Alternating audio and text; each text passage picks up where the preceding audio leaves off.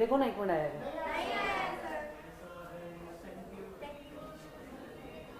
अभी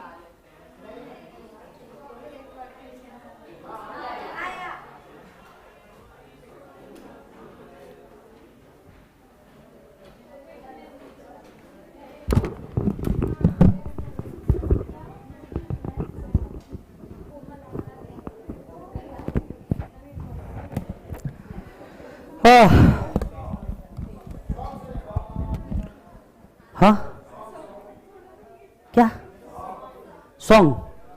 नहीं, 1 मिनट वापस सुनो। सॉन्ग मैं, सॉन्ग, डांस, मुजरा, मेडिटेशन, इनमें से कोई भी मेरे वर्क स्कोप में नहीं आता। मालूम है क्या? इधर ऐसा इनमें से कुछ भी नहीं आता। पर हाँ, शायरी बोल सकता हूं, वो भी थोड़ी सी हल्की सी मोटिवेशन वाली। अगर आप लोग प्यार से इरशाद देंगे तो शायरी बोल सकता हूं। बोलो, शायरी चलेगी? चलो जी। तो कैसी मोटिवेशन वाली सुननी है, दर्द वाली सुननी है? दर्द, अरे वाह क्या बात है, दर्द वाली।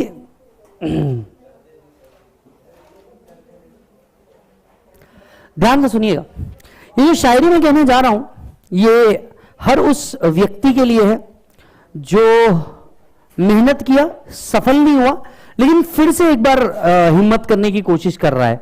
मतलब आप और मैं, हम दोनों जैसे लोग, बराबर है? मतलब जिनने अपनी एग्जाम पास नहीं कर पाए, बट हम फिर से उसी जील के साथ अपने सपनों के लिए उड़ान भर रहे हैं। तो शब्द कुछ इस तरीके से उस हर बच्चे तक पहुंचाना जिसको इस चीज की जरूरत होगी कि घायल तो यहां हर परिंदा है। क्या बोला?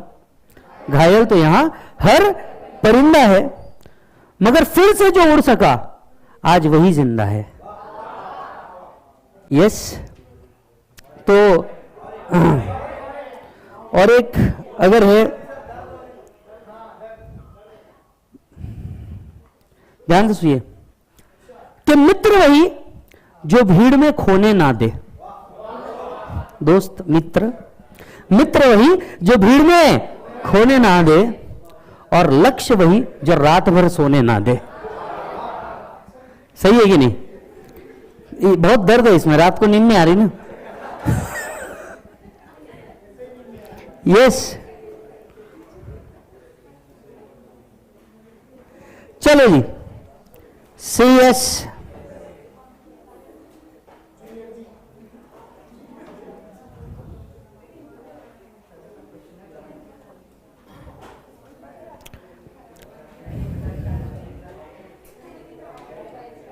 ओके, आ जाओ आ जाओ आ जाओ। बहुत हार्ड।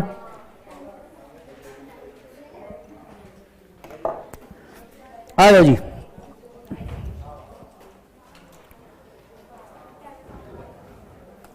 अच्छा, सबसे पहले तो आप सभी से दिल से माफी, संडे के दिन आपको बुला रहा हूं, पर ये माफी का धन्यवाद मुझे आप ही देंगे जब आपका रिजल्ट सक्सेसफुल रहेगा। यस और नो? तो वैसे जितने लोग YouTube पे हैं, मैं उनसे ही माफी मांग रहा था। जो फेस टू फेस वाले, इनसे माफी मांगने की जरूरत नहीं है, क्योंकि इनको ऑलरेडी हैबिट है। तो इनको ऑलरेडी मालूम है, इनसे क्या माफी मांगना, ये सब अपने ही है, इनसे क्या माफी मांगना। तो चलो आओ ध्यान से सुनते हैं। अगर आपको याद हो तो हमारा डिडक्शन ही एक बड़ा टॉपिक रह गया है, रिटर्न एक बड़ा टॉपिक रह गया है, बाकी सारे छोटे टॉपिक्स के ऊपर हम लोग आ गए। अगर आपको याद हो तो हमें 2 चीजों के क्वेश्चन अभी सॉल्व करना है। पहला सेट ऑफ, याद है ना? राइट, सेट ऑफ और टीडीएस, इन 2 चीजों के क्वेश्चन आज सॉल्व करने हैं। लेकिन आते हैं, छोटे टॉपिक निपटा देते हैं। आज 2 छोटे टॉपिक का टारगेट लेकर के चल रहे हैं हम। पहला है एग्जामिशन, दूसरा है एडवांस टैक्स। तो ये 2 टॉपिक का लक्ष्य है, इसके आगे क्वेश्चन क्वेश्चन क्वेश्चन का आज दिन है।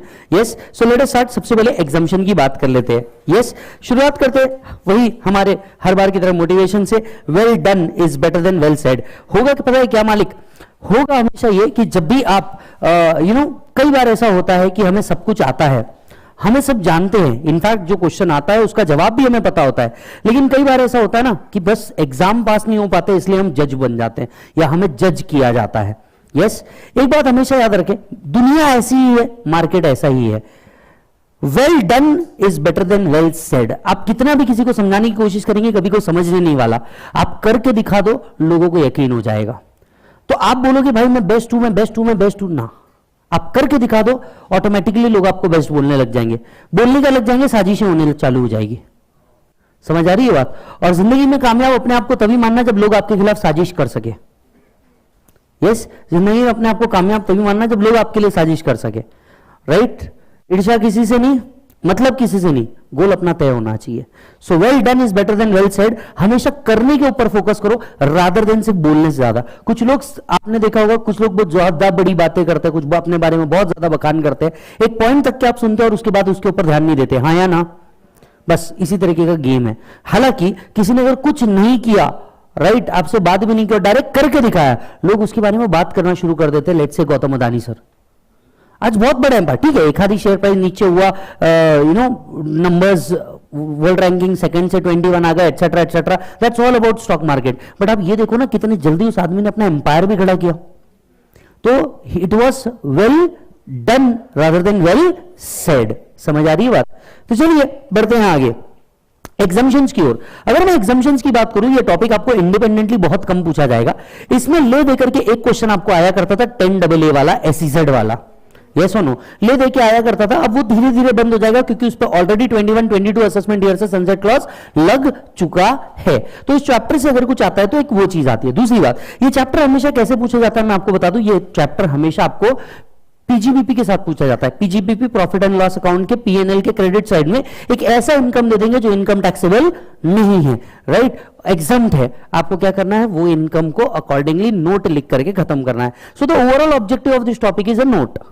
यस, मैक्सिमम सर कितने मार्क्स को आ सकता है, हार्डली आ गया, हद पार हो गई तो 4 मार्क के लिए आ जाएगा, नहीं तो आने वाला नहीं है, राइट, आने वाला नहीं है। बहुत छोटा सा टॉपिक है। एग्जम्पशंस इनकम टैक्स में 2 जगह लिखे हैं, section 10 and section 54। Section 10 income based exemption थे, जबकि सेक्शन 54 इन्वेस्टमेंट बेस्ड एग्जम्पशन थे। याद आ रहा है तुम लोगों को? यस और नो, इन्वेस्टमेंट बेस्ड एग्जम्पशन हुआ करते थे। तो अब हम चल रहे हैं सेक्शन नंबर 10 के ऊपर, क्योंकि 54 वाले एग्जम्पशन हम लोग ऑलरेडी कैपिटल गेन में खत्म करके आ चुके हैं। याद है तुम लोग को? यस और नो?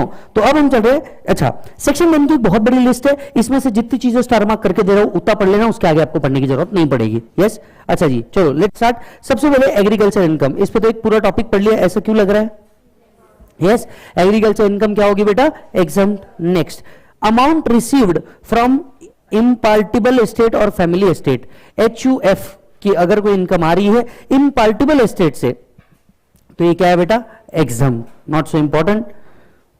तीसरा स्टार मार्क करने वाला पॉइंट, इसको आप हाईलाइट करिए, partner share in total income of firm और LLP। याद करके देखो बेटा, पार्टनरशिप को फर्म से पार्टनर को 4 चीज मिलती है, शेयर ऑफ प्रॉफिट, याद करके देख, share of profit, remuneration interest commission. Remuneration interest commission कहां टैक्सेबल होता है? PGBP। Share is exempt under section 10(2)(a। ये सबसे ज्यादा पूछा जाने वाला एडजस्टमेंट है, तो ये याद रखना है, ये सबसे ज्यादा पूछा जाने वाला एडजस्टमेंट है, ये याद रखना है। से यस और नो? Yes bro. चलो next point, next point, interest received और NR external account. NR external account, non residents का इंडिया में NRE एक्सटर्नल अकाउंट हो सकता है। नॉन रेसिडेंट का इंडिया में क्या हो सकता है बेटा? NRE एक्सटर्नल अकाउंट हो सकता है। ये एक्सटर्नल अकाउंट पे जो इंटरेस्ट मिलता है ना बेटा, ये इंटरेस्ट क्या होता है? एग्जम्प्ट होता है। सो NR क्या, जो भी इंटरेस्ट मिल रहा है, NR को जो भी क्या मिल रहा है बेटा? इंटरेस्ट मिल रहा है ऑन एक्सटर्नल अकाउंट, ये टोटली क्या है बेटा? एग्जम्प्ट। तो इसको भी स्टार मार्क करके रखो, हाईलाइट करके रखो। Yes, next section 10(10)(D, again star mark and highlight. Section 10(10)(D, section 10(10)(D को आप आधा मेरे साथ ऑलरेडी पढ़ चुके हो, याद करके दिखाता हूं 10(10)(D क्या था। लाइफ इंश्योरेंस पॉलिसी, कैसा बेटा? लाइफ इंश्योरेंस पॉलिसी या फिर unit linked insurance policy, LIP या ULIP, जब भी मैच्योर होती है, इस मैच्योरिटी पे जो अमाउंट मिलता है, ये मैच्योरिटी वाला अमाउंट एग्जम्प्ट होता है, including the sum received on bonus. So let's say maturity के ऊपर यू रिसीव्ड LIC का 6 लाख और इसके साथ साथ बोनस मिला 1 लाख, टोटल एग्जम्प्ट कितना हो जाएगा? 7 lakh. So amount received including the sum of bonus, ये टोटली क्या है बेटा, एग्जम्प्ट है। दूसरी चीज ये एग्जम्पशन तब है जब 1010D की कंडीशन सेटिस्फाई हुई हो। अब 1010D में मेजर कंडीशन क्या है, याद करो, यूलिप के केस में सिंगल पॉलिसी या मल्टीपल पॉलिसी का प्रीमियम 2,50,000 से ऊपर नहीं जाना चाहिए, याद आ रहा है क्या? और LIC के केस में प्रीमियम 10% ऑफ सम एश्योर्ड के ऊपर नहीं जाना चाहिए। प्रीमियम कितने से ऊपर नहीं जाना चाहिए? 10% of sum assured. So 10% of sum assured के ऊपर आपका प्रीमियम नहीं जाना चाहिए, याद आ रहा है मालिक आपको, राइट? अगर आप ये कंडीशन सेटिस्फाई कर देते हैं तो काम खत्म, आपका जो फाइनल अमाउंट है including the sum received on maturity, ये टोटली क्या रहेगा, एग्जम्प्ट। अच्छा, अगर आपको 80C की कोई लिमिट याद आ रही हो तो ये 10% ऑफ सम एश्योर्ड 80C वाला लिमिट है LIC में। अगर LIC याद है, LIC का मैक्सिमम रिडक्शन कितना मिलता है, 10% ऑफ सम एश्योर्ड। यहां पे भी वेट अ मोमेंट,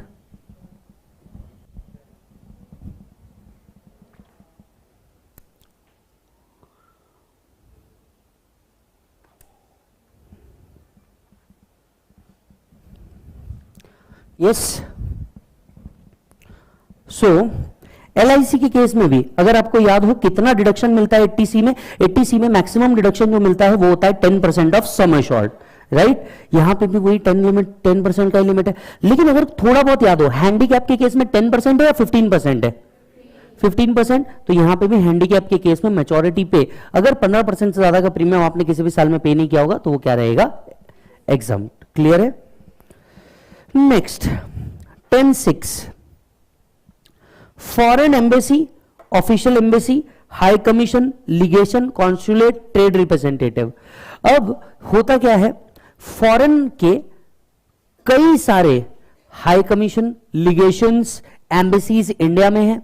उसी तरीके से इंडियन एम्बेसी भी फॉरेन में आउटसाइड इंडिया है। जैसे अभी अगर देखा जाए इराक में, तो इराक में अर्थक्वेक आने के बाद इंडियन गवर्नमेंट ने क्या किया, इवैक्यूएशन किया इंडियंस का जो इंडिया में आना चाहते हैं। तो वहां पे इंडियन एम्बेसी से उन लोगों ने कांटेक्ट किया और इंडिया ने उनको क्या किया, लेकर के आया। अब होता क्या है, ये दो कंट्री के बीच का एक अग्रीमेंट होता है। ये दो कंट्री के बीच का क्या होता है, अग्रीमेंट। अग्रीमेंट इस तरीके का होता है कि भैया तुम्हारे एम्बेसी के लोग जो इंडिया में वर्क कर रहे हैं, हम उनकी इनकम टैक्स नहीं करेंगे, हमारे एम्बेसी के लोग जितने उधर काम कर रहे हैं आप उनका इनकम टैक्स नहीं करोगे।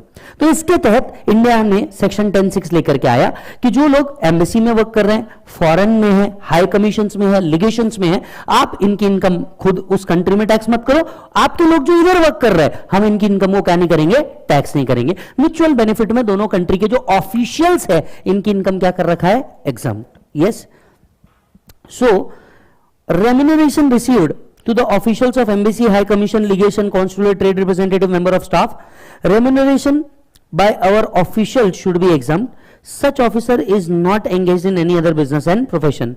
Condition क्या है? Remuneration by our official should also be exempt. हम उनके ऑफिसर्स को तभी एग्जाम्पशन देंगे जब इंडिया के ऑफिसर्स को वहां क्या मिल रहा होगा, एग्जाम्पशन। तो ये DTAA के तहत होता है। DTAA आपको पता है, डबल टैक्सेशन अवॉइडेंस एग्रीमेंट।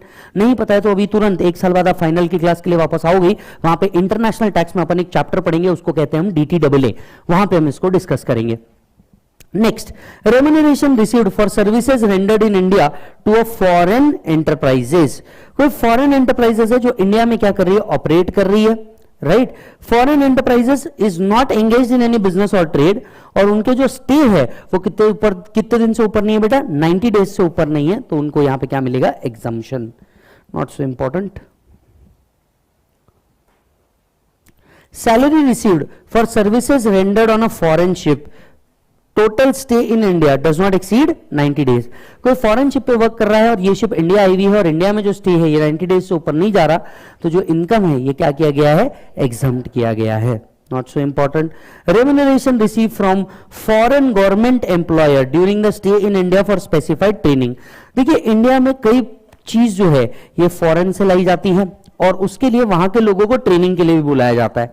अब ट्रेनिंग के लिए लोग आना नहीं चाह रहे थे क्योंकि इंडिया के टैक्स रेट्स हाई थे, उनको टैक्सेशंस बहुत हाई लगते थे। तब जाकर के इंडिया वाले लोगों को अप्रोप्रिएट ट्रेनिंग मिले, इन चीज की एडवांस मशीनरी की ट्रेनिंग मिले। इसलिए क्या किया, इंडियन गवर्नमेंट ने बोला कि मान लीजिए कोई फॉरेन एंटरप्राइज का ऑफिशियल यहां आता है for the purpose of training, तो उसकी इनकम इंडिया में क्या की जाएगी, exempt. For example metro rail system Pune के अंदर में लग रहा है, but how metro will be operated, कोई प्रॉब्लम आए तो क्या होगा, उनके स्पेशलाइज्ड ट्रेनिंग एक्सेट्रा, ये सारी चीजों के लिए फॉरेन से लोग बुलाए जाते हैं ताकि इंडियन लोगों को क्या मिल सके, इसकी ट्रेनिंग। बाद में एक बार इंडियंस को समझ में आ गया, फिर इनको बराबर फिर ये उनको समझाते। यस और नो? यस, इंडियंस का रूल बड़ा सिंपल है, when you don't like the rules, enter the company, go on the top and change the rule. ये सुनो, ऐसी थोड़ी ना इंडिया की वर्ल्ड की हर बड़ी कंपनी का हेड इंडियन ही बन रहा है। ये सुनो, इंडियन बड़े खतरनाक होते हैं, पहले वो सीखते हैं और बाद में वो पूरे देश को सिखाते हैं, पूरे गांव को सिखाते हैं। ये सुनो, राइट? कोविड में देख लीजिए, जहां से आया वहां तक के लॉकडाउन चल रहा, हम आगे भी निकल गए, इधर उधर के देशों को वैक्सीन भी प्रोवाइड करवा दिया हम लोगों ने, तो अपन डेंजर लोगे बेटा। हाँ आ जाओ, यस और नो? हाँ, और ये अभी से नहीं चल रहा है, आज एक बहुत स्पेशल दिन है। यस, हमारे राजे, यस और नो? राइट, हमारे राजे का आज दिन है, तो आई थिंक ये आज से नहीं चल रहा है, राजे ने ऑलरेडी बहुत पहले ही ये प्रूव करके दे दिया कि यू नो इंडिया का, महाराष्ट्र का खून कैसा है। यस और नो? आ जाओ बेटा। So remuneration received in connection with their training in establishment और ऑफिस और in any undertaking owned by government और company wholly owned by central government, state government और jointly both by them. Next, any startup corporation, any society registered which is wholly owned by government. In short, government organisation के अंदर में ये जो training purpose के लिए बुलाया जा रहा है, ये टोटली क्या है बेटा, एग्जाम। ये टोटली क्या है बेटा, एग्जाम। क्लियर है? नेक्स्ट पढ़िए, नेक्स्ट पढ़िए।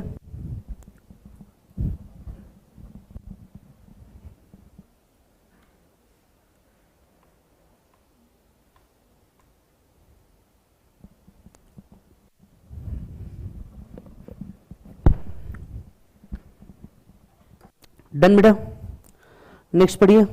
रॉयल्टी इनकम और fees for technical services rendered from NTRO. हाँ जी, NTRO, national technical research organisation, अगर किसी नॉन रेसिडेंट या फॉरेन कंपनी को, अगर किसी नॉन रेसिडेंट या फॉरेन कंपनी को रॉयल्टी इनकम पे कर रही है, ये income totally exempt in the hands of NR और फॉरेन कंपनी। बहुत स्पेसिफिक पॉइंट है, सिर्फ एक ही ऑर्गेनाइजेशन से रिलेटेड है, NTRO. Compensation received on account of disaster, highlight this, right?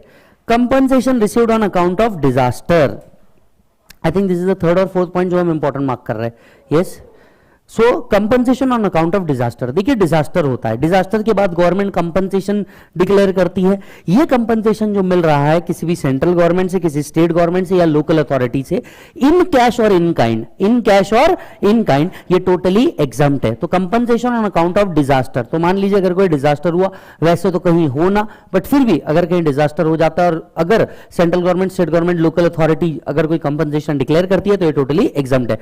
Point to be noted, ये अगर प्राइवेट ऑर्गेनाइजेशन से कंपनसेशन मिले तो, याद है स्कूल के अंदर में क्या किया जाता था, ऐसा कोई डिजास्टर होता था तो आपको डब्बा लेकर के भेज देते थे, पूरी गली से चंदा कलेक्ट करके लाओ। ये किया है तुम लोगों ने भी? हाँ, फिर उसमें से 500 रुपए मिलते थे तो तुम 300 रुपए देते थे, स्कूल में 200 रुपए जेब में रख लेते थे। तुम लोगों ने ऐसी हरकतें नहीं की? अच्छा, अपन ने भी नहीं किया, अपन तो सिर्फ बता रहे मार्केट कैसा करता है। हाँ जी, बोलो क्या लगता है, क्या लगता है, जल्दी बोलो। टैक्सेबल होगा या एग्जम्प्ट होगा? टैक्सेबल है सर। एग्जम्पशन सिर्फ तभी है जब मिला है central government, state government, local authority. समझ में आ रही बात? Any contribution received in the Sukanya Samriddhi scheme, Sukanya Samriddhi account के अंदर में जितना भी पैसा रिसीव हो रहा है गवर्नमेंट को, ये टोटली एग्जम्प्ट है। एजुकेशनल स्कॉलरशिप, ओए होए, एजुकेशनल स्कॉलरशिप इंपॉर्टेंट।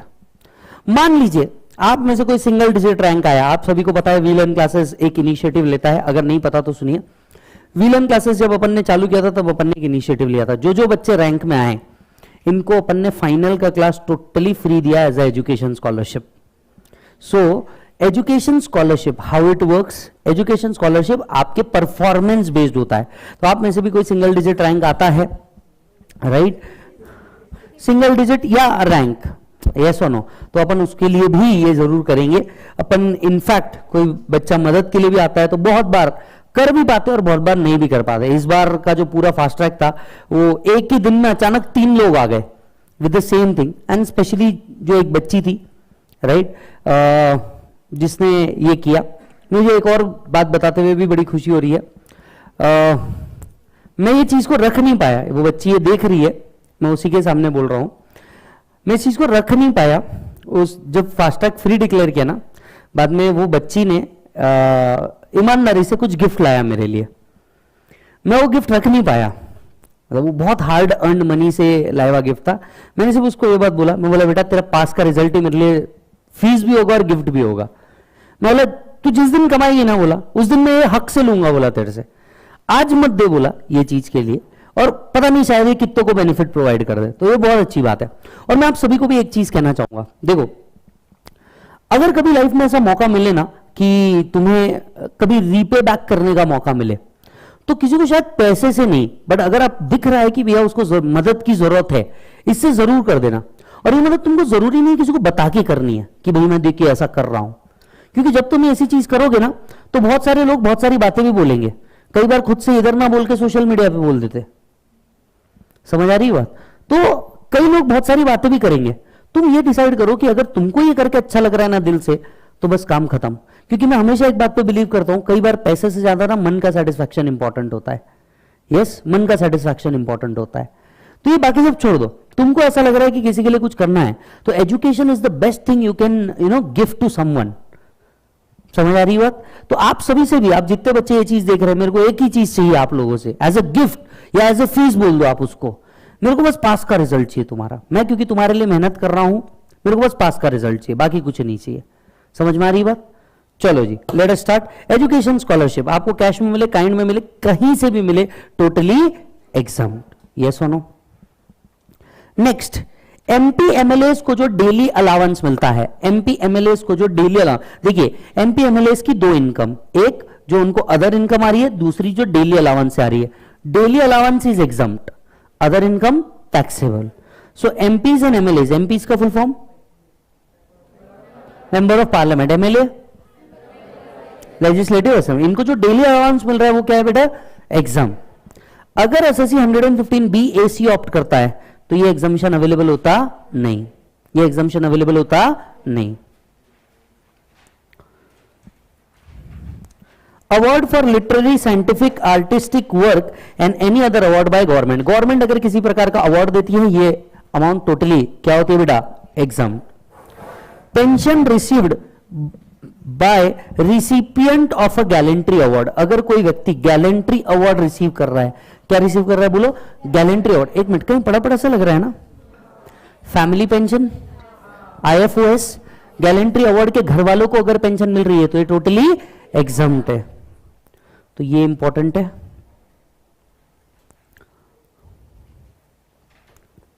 ये भी इंपॉर्टेंट है। चलो आओ, 1026 AAA Sikkimese women, web series देखना पसंद है?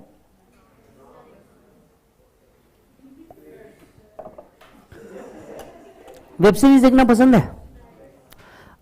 पॉलिटिक्स में इंटरेस्ट है अगर थोड़ा सा भी, तो यूट्यूब के ऊपर थोड़ा सा भी अगर इंटरेस्ट है तो यूट्यूब के ऊपर ना प्रधानमंत्री करके एक ये है सीरीज है शेखर कपूर सर का, जरूर देखना। स्पेशली जो पहले 3-4 एपिसोड है ना, वहां पे आपको दिखेगा कि कैसे स्टैच्यू ऑफ यूनिटी पे इतना पैसा क्यों खर्चा गया, बिकॉज सरदार वल्लभ भाई पटेल जी वो व्यक्ति थे जिसने इंडिया के सारे स्टेट्स को जोड़ा। अब जो स्टेट्स सबसे ज्यादा तकलीफ दे रहे थे देन वे 3 स्टेट्स, पहला जम्मू एंड कश्मीर, दूसरा Hyderabad that is Andhra Pradesh, and तीसरा सिक्किम। और अगर आप देखेंगे तो इनको स्पेशल स्टेटस मिला है, इनने कुछ स्पेशल स्टेटस लिए हैं। One such special status for Sikkim was कि इनकम टैक्स नहीं रहेगा सिक्किम में। यस, सिक्किम में इनकम टैक्स नहीं लगता जो हेड्स ऑफ इनकम सिक्किम से कमाए गए हैं। अब ये वो अगर आप देखेंगे ये उस टाइम का लॉ बनाया गया जिस टाइम पे ये इंडिया के साथ जुड़ रहे थे।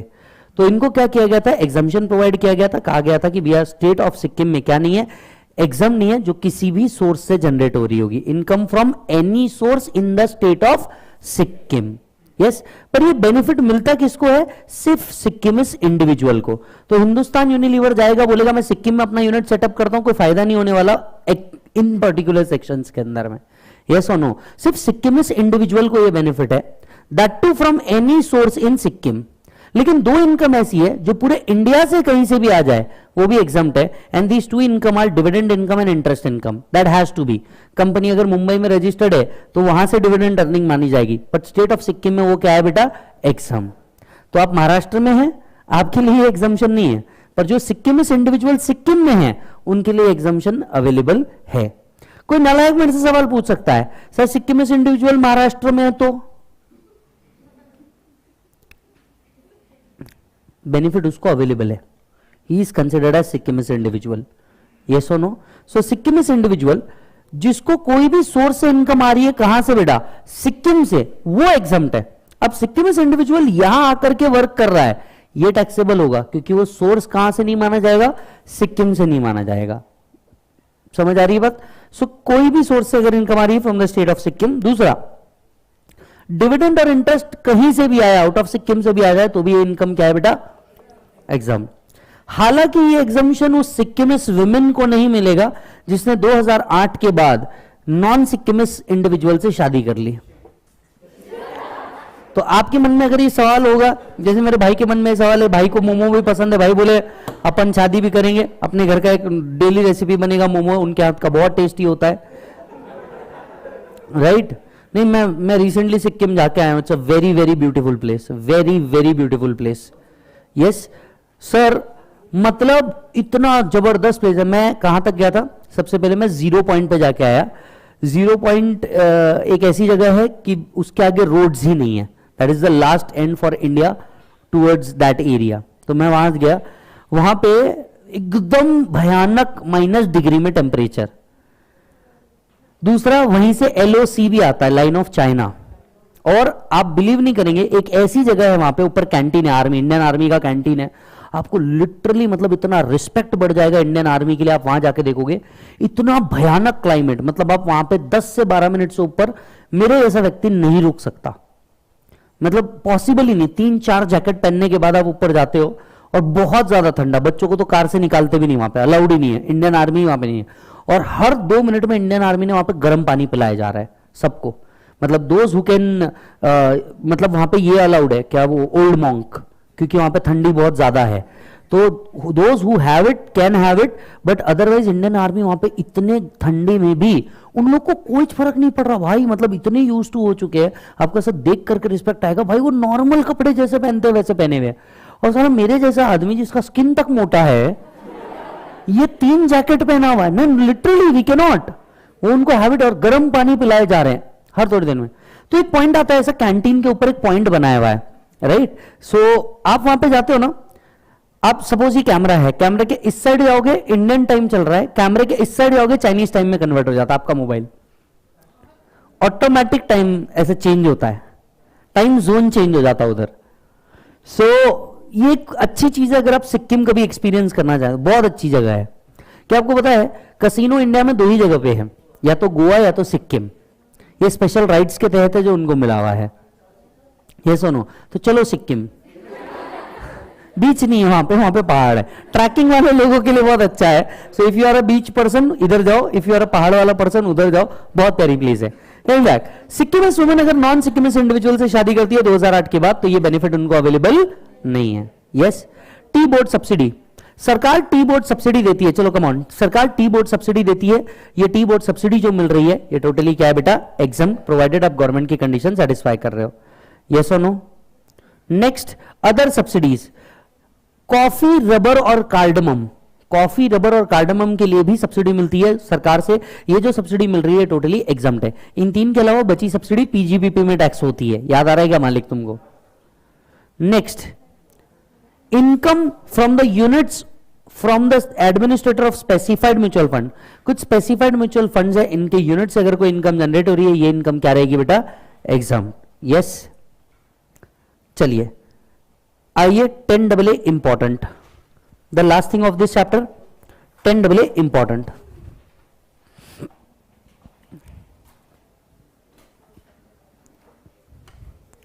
ये बच्चा लिख रहा नालायक, सर ओल्ड मॉन्ग 250 रुपए वाली क्या?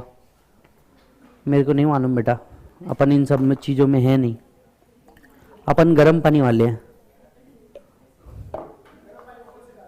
हाँ, गरम पानी काफी है, अपन बॉटल को ही बोल देते मेरे लिए तुम काफी हो। चलो लेट्स स्टार्ट। SEZ, पहले इसका थोड़ा सा हिस्ट्री सुन लो, आपको इसका मीनिंग समझ में आ जाएगा। आज भी आप देखोगे तो इसके क्वेश्चन हैं, और आपको इसके क्वेश्चन ईयर 1920 के बना करके दिए जाएंगे। मतलब आपको ये बताया जाएगा that organisation started in 1920 because last year इस सेक्शन का था 2021। अब क्या था ये सेक्शन में आपको बता दूं, लोगों को मोटिवेट किया गया था, अलग अलग जगह पे SEZ एरियाज बनाए थे और कहा था आप SEZ में जाकर के ऑपरेट कीजिए और अपना product out of India export करिए। तो ये जो बेनिफिट है 10 AA का, ये 100% एक्सपोर्ट ओरिएंटेड यूनिट्स के लिए, मतलब ऐसे यूनिट्स जो SEZ में ऑपरेट कर रहे हैं लेकिन अपनी गुड्स कहां बेचते हैं, आउटसाइड इंडिया। तो ऑब्जेक्टिव सोल क्लियर था, एक्सपोर्टर्स को एक बेनिफिट क्रिएट करने का। समझ में आई बात?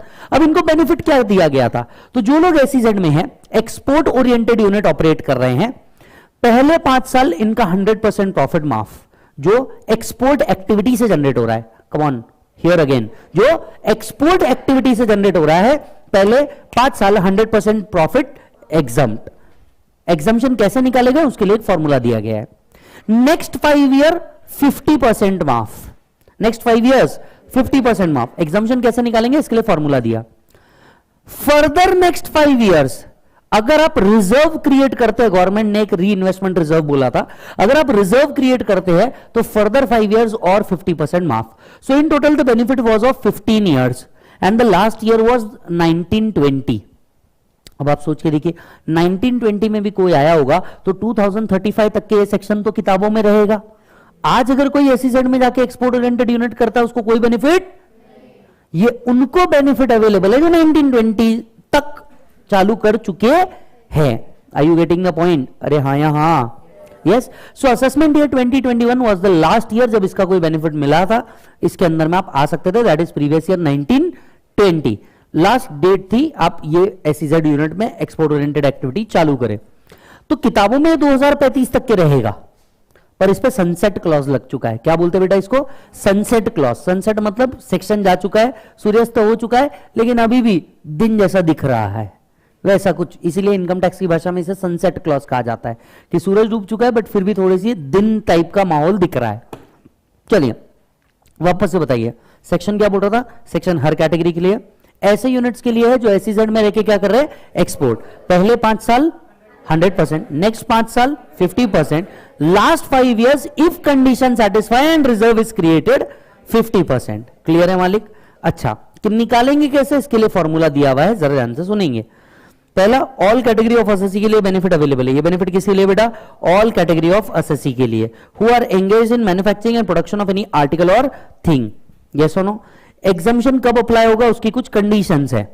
It has begun to manufacture or produce any article or thing not later than assessment year 2021। यानी मैक्सिमम उनको अपना प्रोडक्शन कब तक के चालू कर लेना है? 2021 assessment year. Should not be form by splitting up और reconstruction except given in section 33B। ये लोग नए ऑर्गेनाइजेशन होने चाहिए, स्प्लिटअप या रिकंस्ट्रक्शन से आए हुए नहीं। They should be new organisation. हालांकि 33B में आए हैं तो चलेगा। अब आप ये पूछेंगे सर सेक्शन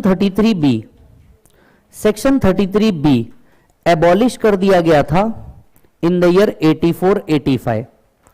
अब आप पूछेंगे जो चीज एबॉलिश हो चुकी थी उसका रेफरेंस हम आज भी क्यों पढ़ रहे हैं? ये तो ओल्ड हो गई। नहीं, सेक्शन का रेफरेंस आज भी चालू है। सेक्शन एबॉलिश कर दिया था। कहना क्या चाहता था सेक्शन कहता था मान लो अगर आपका बिजनेस क्या हुआ है बेटा? डिस्ट्रॉय हुआ है, flood, typhoon, earthquake, civil war, action of enemy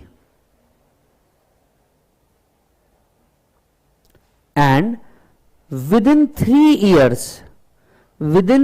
years you restarted the business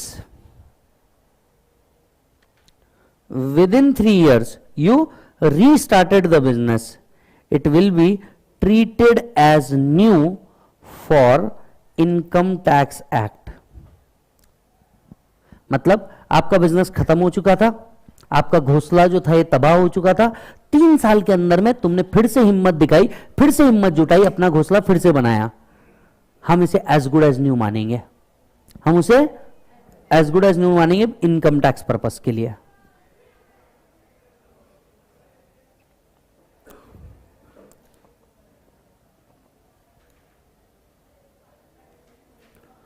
colour का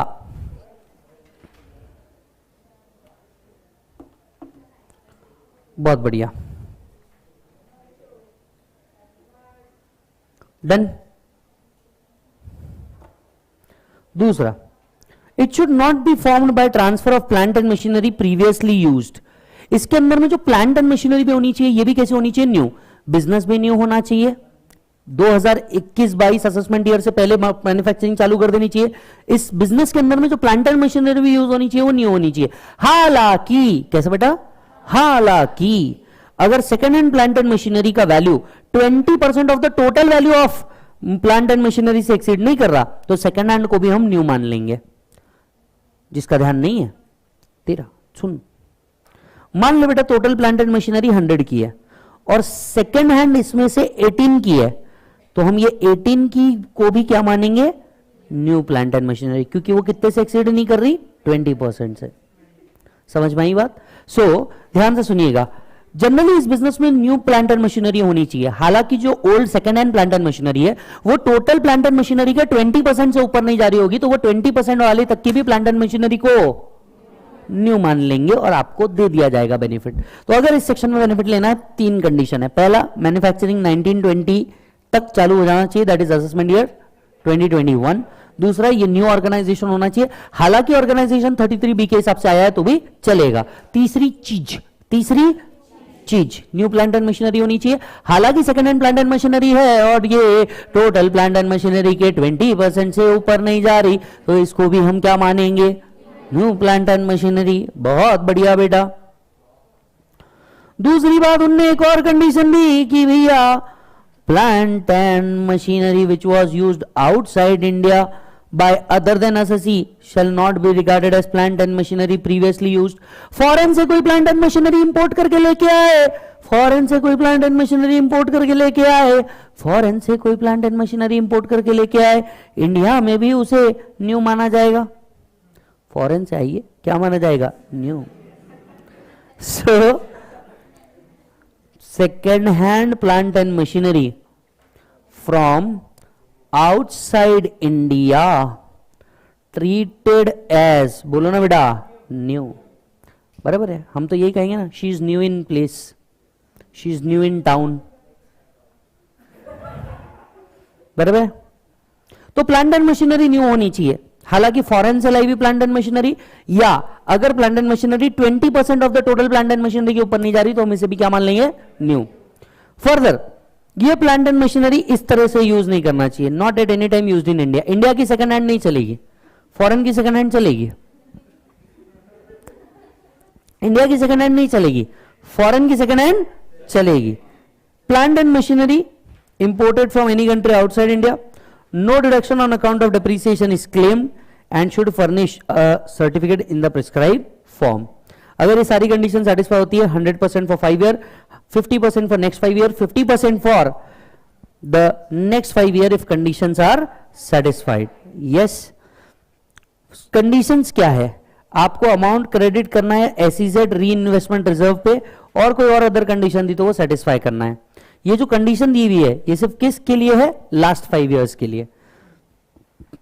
कितना एग्जम्पशन रहेगा? अरे जबरदस्त. Profit from a unit in SEZ into export turnover from unit in SEZ divided by total turnover from unit in SEZ.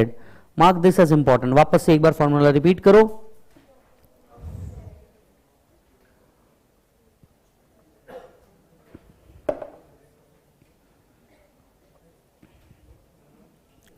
Profit from a unit in SEZ into export turnover from unit in SEZ divided by total turnover from unit in SEZ. Clear है मालिक? यो, अब एक बहुत बड़ा issue खड़ा हो गया, export turnover और टोटल टर्नओवर में क्या इंक्लूड होगा? क्योंकि देखिए जब टर्नओवर होता है, क्योंकि हम एक्सपोर्ट कर रहे हैं, तो मैक्सिमम टाइम जो बिलिंग होती है, इस बिलिंग में प्रोडक्ट का वैल्यू तो होता ही है, इसमें इंश्योरेंस भी कवर होता है, फ्रेट भी कवर होता है, लोडिंग अनलोडिंग भी कवर होती है, telecommunication charges, foreign exchange charges, ये सब कुछ बिल में जुड़ के जाता है। I hope because you are doing export, yes और नो? तो जब आप एक्सपोर्ट कर रहे हैं तो क्या होता है कि इस तरीके की चीजें होती है। नाउ एक सवाल उठा कि आप जब टर्नओवर काउंट करते रहेंगे इस फॉर्मूले के लिए, तो क्या सिर्फ गुड्स का वैल्यू काउंट करोगे या goods including the value of insurance, freight, communication etcetera सब काउंट करोगे?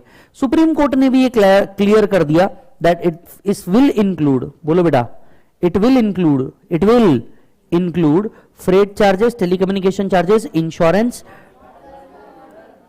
sorry, wait, it means the consideration received in India and brought into India by the assessee in respect of export by the undertaking being a unit of article or anything. However, it does not include, क्या बोला बेटा? It does not include freight, telecommunication, insurance charges or any other charges in such nature.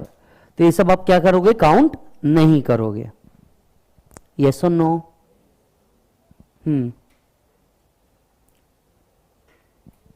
आ जाओ।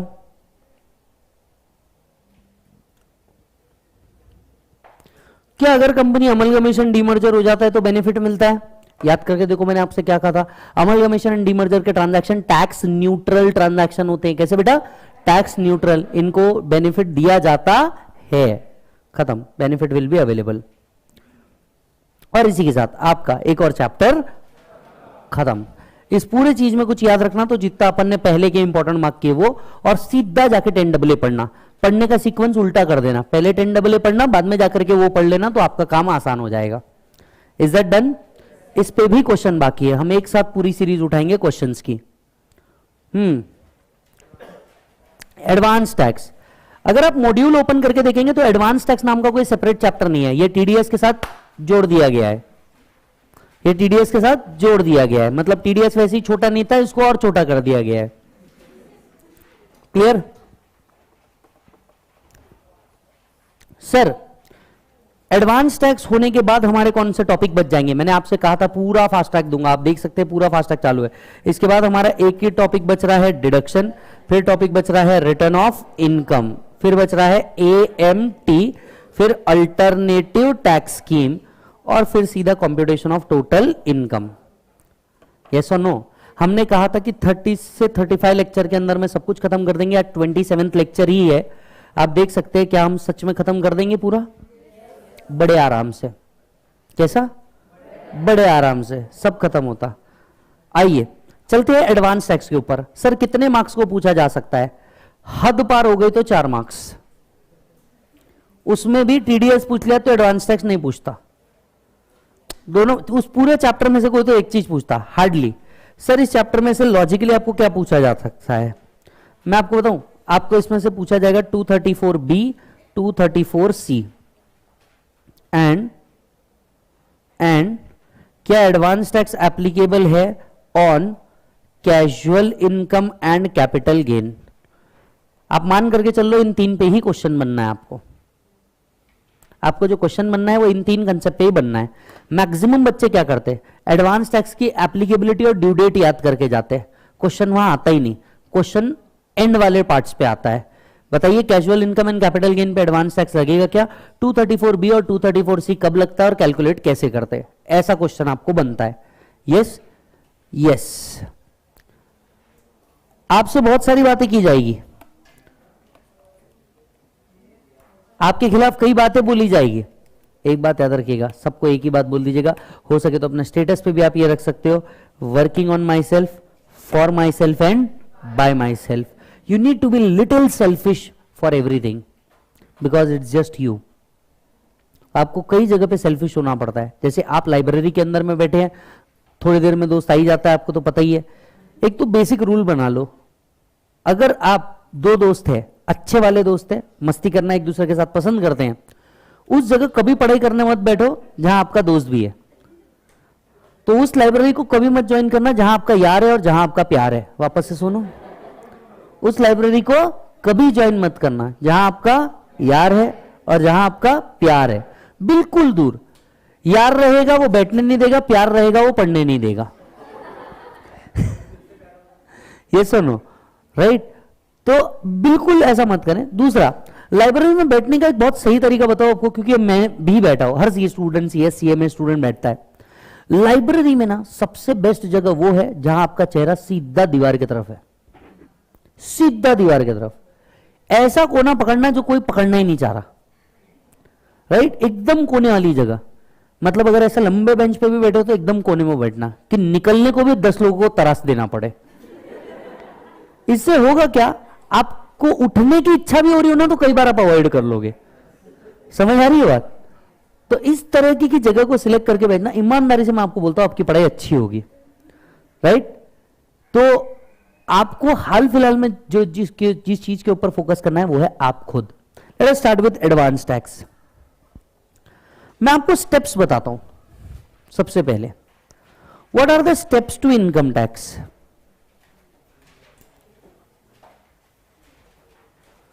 Step number 1 is always determine. इधर ही लिख लो ना, ये space खाली है, काय को इतना दिमाग लगा रहे? Always determine residential status. Income tax निकालने का सबसे पहला स्टेप बनता है ऑलवेज डिटरमाइन रेजिडेंशियल स्टेटस, क्योंकि जब तक रेजिडेंशियल स्टेटस नहीं निकल जाता तब तक टोटल इनकम काउंट नहीं की जा सकती। मैं ये जो आपको स्टेप्स बता रहा हूं, ये कंप्यूटेशन ऑफ टोटल इनकम की तरफ अब एक एक कदम बढ़ते जा रहे हैं अपन। Step number 1, determine residential status. Problem में कुछ नहीं लिखा है, assume assessee as individual, ROR, game खत्म। Step number 2, determine total income, that is 5 heads plus clubbing minus set off minus deduction.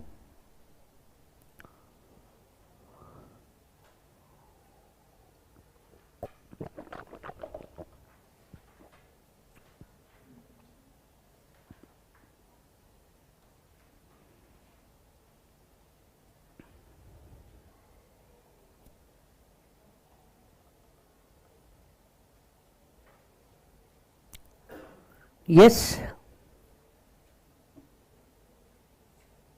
Okay.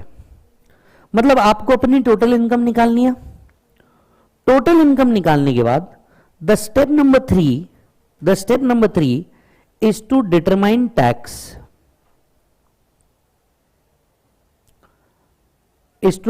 Tax, और alternative tax as the case may B.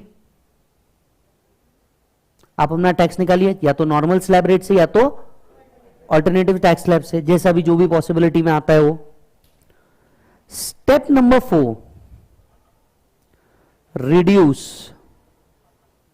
Point number 1, advance tax. तो जो chapter आप पढ़ रहे हैं यहां पे आप असेसी इनकम कमाता है और इनकम के बेसिस पे क्या पे करता है बेटा? Advance tax. ये एडवांस टैक्स जो वो पे कर रहा है उसकी अल्टीमेट टैक्स लायबिलिटी में से माइनस करेंगे हम लोग। समझ आ रही बात? ये जो एडवांस टैक्स वो पे कर रहा है वो उसकी अल्टीमेट टैक्स लायबिलिटी से रिड्यूस करेंगे हम लोग। दूसरा, टीडीएस टीसीएस क्रेडिट। आपने जो इनकम कमाई होगी वो नेट ऑफ टीडीएस आई होगी ब्रो, हैशटैग ब्रो। आपने जो इनकम कमाई होगी, राइट, वो किससे आई होगी? नेट ऑफ टीडीएस से आई होगी। ये जो टीडीएस आपका कटा है वो आपको क्रेडिट बोल के मिलता है फ्रॉम योर टैक्स लायबिलिटी। तीसरा, मैट ऑब्लिक एएमटी क्रेडिट। हो सकता है आपका एएमटी क्रेडिट कुछ हो, मैट क्रेडिट कुछ हो, आप वो माइनस कर दीजिए। Step number 5, calculate final tax and do round of if any. Ultimately आप अपना नेट टैक्स निकालिए, नेट टैक्स को राउंड ऑफ करिए अगर करने की जरूरत है, इफ एनी तो ऐड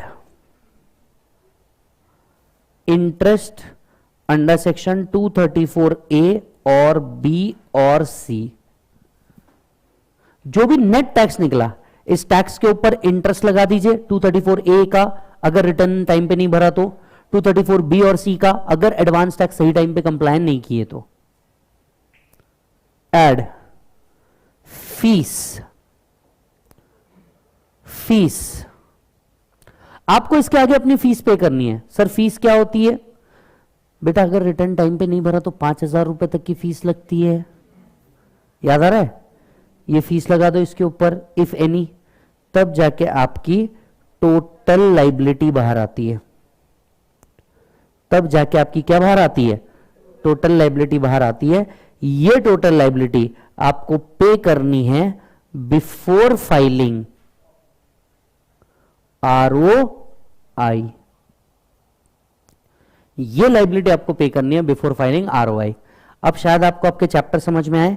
सबसे पहले बेसिक रेसिडेंशियल स्टेटस, इसके बाद में total income of 5 head clubbing set off deductions, yes और no, TDS TCS, alternative tax scheme, advance tax, MAT AMT, तब जाके आपका फाइनल टैक्स बना, फिर इंटरेस्ट एंड फीस, जो भी नेट आएगा ये आपको एंड में कहां लेके जाएगा? रिटर्न। ये आपके इंटर का पूरा syllabus. So what you are doing in last topic? Computation of total income. समझ आ रही है बात? इनमें से एक स्टेप है एडवांस टैक्स, यानी ये वाली बात कर रहे हैं advance tax. Advance tax sir किसके ऊपर एप्लीकेबल है? एडवांस टैक्स मेजरली 2 एसएससी के ऊपर है। पहला, every SSC, every person whose estimated tax liability is 10,000 or more. वापस से बोलो, whose estimated tax liability is 10,000 or more. पूरा एडवांस टैक्स एस्टिमेशन बेसिस पे कैलकुलेट होता है। इसको कहा जाता है pay as you earn scheme. क्या कहा जाता है? Pay as you earn scheme. Generally income of previous year is taxable in assessment year होता है, लेकिन आप सोच के देखिए एडवांस टैक्स लाया क्यों होगा? पूछो ना क्यों। सपोज करते हैं, बेटा नाम क्या है तेरा? खुशी। तो खुशी एक दिन खुश होकर मेरे को रास्ते पे मिली। मैंने बोला खुशी क्या कर रही है? बोले कुछ नहीं सर, अभी जस्ट कंप्लीट हुआ है मेरा CA। मैंने बोला एक काम कर बेटा, तू मेरा ऑफिस ज्वाइन कर ले, I will pay you 20 lakh rupees as remuneration. उसने बोला सर ये तो बहुत अच्छी बात है, आई विल ज्वाइन। मैंने कहा बेटा एक ही कंडीशन है, ये जो 20 लाख रुपए है ना, ये पूरा साल खत्म होने के बाद दूंगा। लॉजिकली सोच के बताइए, शुड शी ज्वाइन? वाह वाह, मस्त मस्त मस्त। आपके ऊपर आई तो आपने नहीं बोल दिया। सोचिए सरकार कैसे सरवाइव करेगी? Income of previous year is taxable in assessment year. अपने ऊपर आई तो बड़ा नहीं बोल दिया। टैक्स की बारी आई, सरकार की बारी आई तो आप क्या बोल रहे हैं? पुढच्या वर्षी लवकर या। हाँ, जब आप सरवाइव नहीं कर सकते, सोचिए ना सरकार को तो इतना बड़ा देश चलाना है, सरकार कैसे सरवाइव करेगी? Make sense? सरकार बोलती है देख तू टैक्स तो पे करेगा, ये तो श्योर है, ठीक है, तो एक काम कर एडवांस में देते या थोड़ा थोड़ा, हमारा भी काम निकलता जाए, तेरा भी काम होता जाए। सर मतलब टेक्निकली तो या तो हमारा कट जाता है या तो हम खुद दे देते हैं। Answer is right. तो फिर एंड में क्या देते? आप जो एंड में देते वो इसके बावजूद अगर कुछ आने वाला होगा तो वो बैलेंस आप देते। टेक्निकली यू पे the tax in previous year itself only, either in the name of TDS, मिलने से पहले ही कट जाता, या मिलने के बाद आप पे एडवांस टैक्स लायबिलिटी आ जाती है। समझ में आ रही है बात? तो ये एक्चुअल सीन है। तो कहने के लिए income of previous year is taxable in assessment year होता है, पर ये सिर्फ वो कंपोनेंट होता है जितना आपका TDS या एडवांस टैक्स में नहीं गया होगा। उतना ही पोर्शन सिर्फ कहां पे होता है? Assessment year. उतना ही पोर्शन सिर्फ कहां पे होता है बेटा? Assessment year. Getting the point? अच्छा जी सर। सो एडवांस टैक्स किसके ऊपर एप्लीकेबल है? एवरी पर्सन जिसकी एस्टिमेटेड टैक्स लायबिलिटी, आप एक वर्ड पे फोकस कीजिए, मैं बार बार बोल रहा हूं एस्टिमेटेड टैक्स लायबिलिटी। ओ दोस्त मैं क्या बोल रहा हूं? Estimated tax liability. अब आप ये पूछेंगे एस्टिमेटेड मतलब क्यों? क्योंकि लेक्चर चालू है थोड़ी देर बाद। सो अगर आप ध्यान देखेंगे, advance tax shall be payable. Advance tax कब पेबल है? एडवांस टैक्स पेबल है in the previous year itself, advance tax payable है, बोलो जल्दी से, in the previous year itself, previous year में ही आपको क्या पे करना पड़ता है बेटा, एडवांस टैक्स पे करना पड़ता है।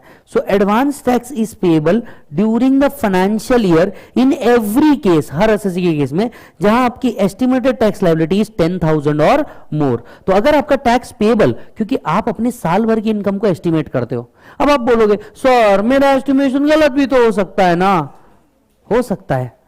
अगर आपका एस्टिमेशन गलत हो गया तभी तो आपसे इंटरेस्ट ले रहे 234A और सी का। तो आपको जो सोचना है ना, जो एस्टिमेशन भी करना है वो सही करना है। सर हमारा एस्टिमेशन तो हर बार ही गलत होता, लास्ट टाइम भी लगा था 40 तो आ ही जाएंगे, फिर गलत हो गया। कोई बात नहीं बेटा, ये इनकम का एस्टिमेशन है, वो गलत हुआ 6 महीने की सजा, ये गलत हुआ 2 इंटरेस्ट एक साथ लगेंगे, 2 इंटरेस्ट एक साथ लगेंगे, बी भी लगेगा और सी भी लगेगा, ये सुनो, तो तुम्हारी क्या हो जाएगी बीसी, तुम्हारी क्या हो जाएगी BC, 234B and 234C, advance tax का कंप्लायंस नहीं करने पे। तो आपको अपनी इनकम एस्टिमेट करनी होती है। अब आप ये पूछेंगे सर कैसे एस्टिमेट करेंगे, कुछ नहीं, लास्ट ईयर की इनकम उठाओ, तुम्हारा इस साल का कोई बढ़ने वाला एक्सपेक्टेशन होगा तो ऐड कर दो, नहीं तो हरि भक्ति जय श्री राम, कोई बात नहीं, पिछले साल के इनकम के बेसिस पे देख लो क्या लायबिलिटी 10,000 और मोर है क्या। 10,000 की लायबिलिटी मतलब इनकम 5 लाख रुपए तक की बात चल रही है, यस और नो, 5 लाख रुपए तक की बात चल रही है। आई थिंक बहुत छोटा लिमिट है, 5 लाख तो वैसे भी रिबेट चल रहा है, यानी लॉजिकली एडवांस टैक्स की लायबिलिटी आती भी किसको होगी, जिसका 5 लाख के ऊपर इनकम होगा, रफली उसके ऊपर ही। Yes, so advance tax is applicable, advance tax is applicable अगर आपकी एस्टिमेटेड टैक्स लायबिलिटी 10,000 और मोर है। दूसरा, ऐसे एसएससी जो 44AD ADA में कवर है, ADA presumptive income under the head of PGBP, presumptive income under the head of PGBP, say yes और no, yes और नो, अच्छा जी सर, राइट। सो चेक करिएगा, एडवांस टैक्स इसको एप्लीकेबल है। 2 लोगों को जल्दी से बताइए, who is liable to advance tax. पहला, एस्टिमेटेड लायबिलिटी, टैक्स लायबिलिटी कितनी होनी चाहिए, 10,000 और मोर। सर डॉट 10,000, हो सकता है कोई नालायक मेरे से पूछे सर डॉट, रहता किसी को डॉट पसंद, सर डॉट 10,000 एप्लीकेबल, ये सुनो, अच्छा जी। And who is covered in section 44AD ADA, अच्छा जी सर। एडवांस टैक्स किसके ऊपर एप्लीकेबल नहीं है, who is not liable to advance tax, yes, who is not liable to advance tax,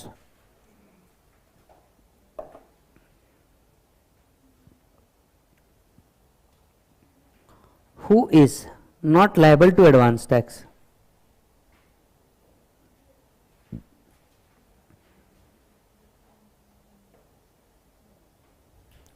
पहला, individual resident who has no PGBP income and who has age 60 year or more at any time during previous year, senior citizen not having PGBP, advance tax applicable नहीं है, senior citizen not having PGBP, advance tax applicable नहीं है। दूसरा, जिसकी estimated tax liability 10,000 से ऊपर नहीं है, जिसकी estimated tax liability 10,000 से ऊपर नहीं है, तो 2 लोगों के ऊपर एडवांस टैक्स एप्लीकेबल नहीं है, senior citizen not having PGBP. दूसरा, जिसकी एस्टिमेटेड टैक्स लायबिलिटी कितने से ऊपर नहीं है बेटा,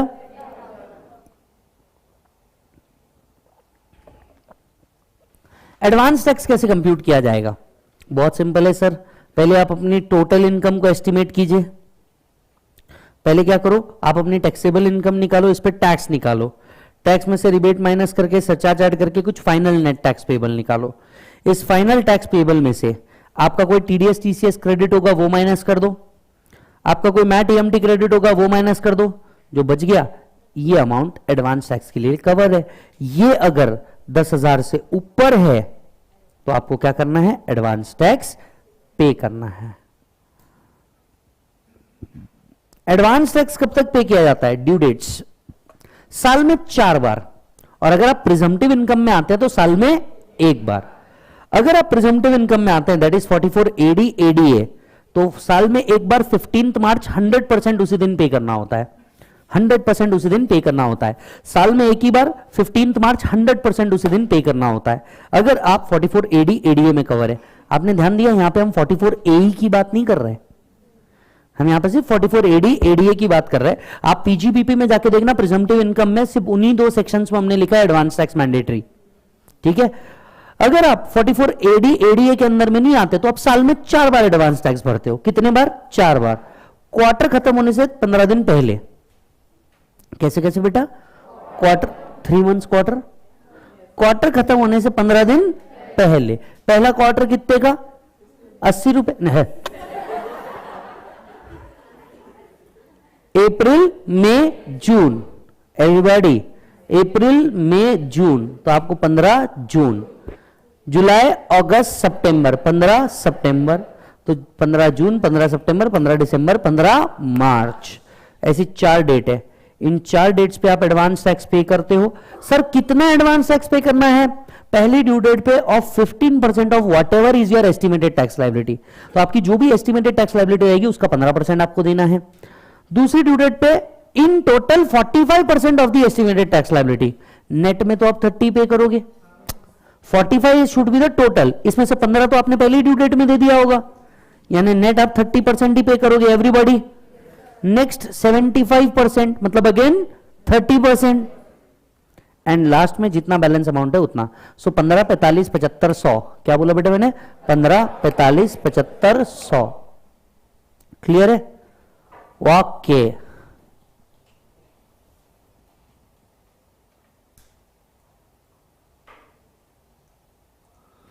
अच्छा जी, सर मान लीजिए 15 जून, 15 सितंबर, 15 दिसंबर, 15 मार्च, इन चारों में से अगर कोई भी दिन बैंक हॉलिडे रहे तो एक दिन पहले पे करना है या एक दिन बाद?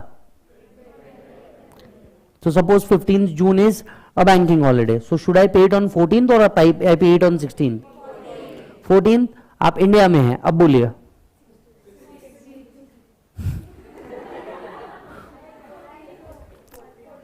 फोर्टीन और 16th, यही आपका BMW है। ध्यान से सुनिए, मैं आपको इतना अच्छे से बताया। If on any date is a banking holiday, payment can be made on next immediate following working day, और इसके लिए कोई इंटरेस्ट नहीं लगाया जाएगा। मैंने सिंपली कहा तो आप इंडिया में हैं। अगर आपको ऑप्शन मिले आज या कल, आप हमेशा कल करोगे एक्सेप्ट फ्यू थिंग्स। यस, आप फ्यू चीज कल ही करना चाहोगे, आज नहीं, राइट? चलो, जैसे आपको बोला जाता है बेटा पढ़ ले, पढ़ेंगे ना। अभी थोड़ी देर मूड नहीं हो रहा, अभी थोड़ी देर इच्छा नहीं हो रही, अभी मेरे को इरिटेट हो रहा, अभी मेरे को पसंद नहीं आ रहा, सब चलता रहेगा। किस दिन फटेगी तुम्हारे को पता है क्या? जब तुम्हारे को ये पता चलेगा, जब तुम्हारे को ये पता चलेगा फरवरी में सिर्फ 8 दिन बचे हैं, मार्च में तुम्हारे सिर्फ 31 डेज बचे हैं, इन टोटल मिला के तुम्हारे पास 39 डेज बचे हैं, फिर अप्रैल के तुम्हारे पास सिर्फ 30 डेज बचे हैं, इन टोटल तुम्हारे पास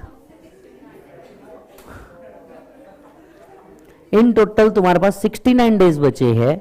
और अगर आप नवंबर 23 का अटेम्प्ट दे रहे हैं, अगर आप नवंबर, क्योंकि ये फास्ट ट्रैक तो सभी देख रहे होंगे, नवंबर 23 वाले भी, अगर आप नवंबर 23 का अटेम्प्ट देख रहे हैं, इसके अंदर में और 180 दिन जोड़ लो। यस, सो 180 प्लस 69, 249 डेज आपके पास बचे हैं अगर आप नवंबर 23 देना चाहते हैं तो। अगर आप मई 23 देना चाहते हैं, you just have 69 days remain in the examination. As against this, in accounts you have 16 topics, in law you have at least 15 topics, in DT you have 17 topic, in IDT you have 14 topic, in costing you have around 15 topic, so that comes to 16 plus 15 plus 17 plus 14 plus 15, around 77-78 topic you have. So इस हिसाब से देखा जाए 77 to 78 topics के ऊपर you just have 69 days.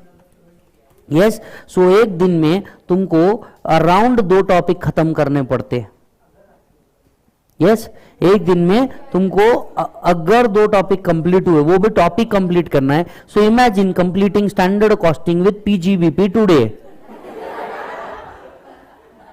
बराबर, ऊपर से तुम्हारी सोच कैसे चालू होती, मैं अभी 4 दिन डीटी को अलोकेट करूंगा, घंटा कुछ होता है इसमें। ये जो इस नशे के साथ चल रहा है ना, मैं 4 दिन पकड़ूंगा डीटी खत्म करूंगा पूरा, मैं 5 दिन में लॉ खत्म करूंगा, मैं 6 दिन में अकाउंट खत्म करूंगा, कुछ नहीं होने वाला सर। तो फिर पैटर्न क्या होना चाहिए हमारा? हमारा राइट पैटर्न क्या होना चाहिए? अज्यूम कर लो तुम्हारे क्लासेस कभी खत्म ही नहीं हुए, अज्यूम कर लो तुम्हारे क्लासेस कभी खत्म ही नहीं हुए। तुम्हारा टाइम अगर मेरे हिसाब से चलो तो यहां से 69 डेज तुमने कैसे इस्तेमाल करने हैं वो बता रहा हूं। मॉर्निंग 6 to 9 मैंडेटरीली 3 घंटा तुम लोगों ने उठ के सबसे पहले कॉस्टिंग पढ़ना। आई नो ये बहुत बकवास चीज है, तुम्हारे मन के उपरांत वाली चीज है, पर तुम्हारी जिसमें सबसे पहले फटती है उसको सबसे ज्यादा टाइम दो, इससे एटलीस्ट कुछ चांसेस है तुम्हारे पास होने के। एट 9:30 उसके पहले ब्रेक ही नहीं लेना, सीधा 9 से 9:30 को ब्रेक लेना।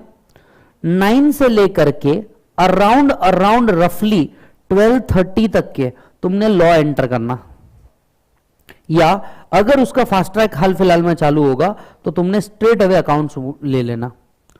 12:30 से लेकर के 1:30 बजे तक तुम क्या कर सकते हो, खाने का ब्रेक ले सकते हो। अराउंड 2 बजे तुम्हारा क्या चालू हो रहा, लॉ का फास्ट ट्रैक। 2 से 4 तुम्हारा लॉ कंप्लीट हो जाता, राइट। 4 से 6 तुम्हारा डीटी कंप्लीट हो जाता, कंप्लीट। फिर 1 घंटे का ब्रेक लेना, फिर 1 घंटे का ब्रेक लेना, राइट। यहां पे पढ़ना नहीं है, ये टाइम आपका म्यूजिक टाइम होना चाहिए या रिफ्रेशमेंट टाइम होना चाहिए। आप घूम के आ जाओ, म्यूजिक इस टाइम पे सुन लो, कुछ भी कर लो, बस पढ़ाई मत करो इस टाइम पे, क्योंकि इवनिंग का टाइम ना कभी किसी के लिए बेटर रहता ही नहीं पढ़ाई के लिए। बहुत बकवासा मरा सा फील आता है, आई थिंक मेरे साथ होता है, आपके साथ भी होता होगा। इवनिंग का टाइम में अगर कुछ करने के लिए ना रहे तो काटने को दौड़ता है, ठीक है। 1 घंटा सिर्फ घूम के आने का, कुछ नहीं करने का। आप अगर हेल्थ फ्रीक है, थोड़ा सा जिम जाना पसंद करते हैं, हेल्थ फ्रीक है वो कर लो, मेडिटेशन करना है वो कर लो, जो करना है वो कर लो। यस, अगेन 7 बजे से लेकर के 7 बजे से 9 बजे तक के तुमने आईडीटी पढ़ने का डेली 2 घंटा। आपको नहीं लगता ये सबसे पहली चीज होगी जो 10 दिन में कंप्लीट हो जाएगी? अगर ये 10 दिन में कंप्लीट हो गया, ईमानदारी से सुनो, ये 10 दिन में अगर कंप्लीट हो गया तो यहां पे तुमने ईमानदारी से वापस से क्या लेके आ जाने का, कॉस्टिंग। और अगर आप बोथ ग्रुप दे रहे हैं तो ये इवनिंग का जो टाइम है ये आपने बोथ ग्रुप के लिए चालू करना है। जैसे 7 से 9 में पहले 10 दिन में आपका आईडीटी आराम से कंप्लीट हो जाता, ये तो तुम भी एग्री करोगे, राइट। बहुत हो गया तो 12 दिन टाइम लगा करके भी इस टाइम शेड्यूल में 2 घंटे के हिसाब से यहां पे एंटर करवा देना नेक्स्ट सब्जेक्ट। 7 से 9 के अंदर में तुम्हारा ईआईएस सबसे पहले, आईडीटी के बाद यहां चलाना ईआईएस। 1 घंटे का फिर ब्रेक लेना 9 से 10 खाने के टाइम। 10 बजे वापस उठाना एफएमई को, और इसको चलाना चाहिए तुमने 11:30 बजे तक, 1.5 घंटे का स्लॉट।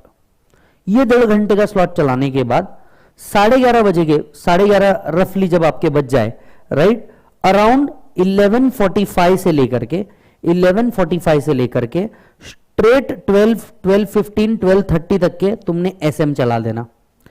2 फायदे होंगे इसके। फायदा नंबर पहला, ऑटोमेटिक नींद आ जाती है, कोई इंस्टा स्क्रॉल करने की जरूरत नहीं, कुछ करने की जरूरत नहीं, ऑटोमेटिक नींद आती। अगर तुम्हें 11:30 बजे ही सोने की इच्छा है, कृपया इसके जगह ऑडिट उठा लो।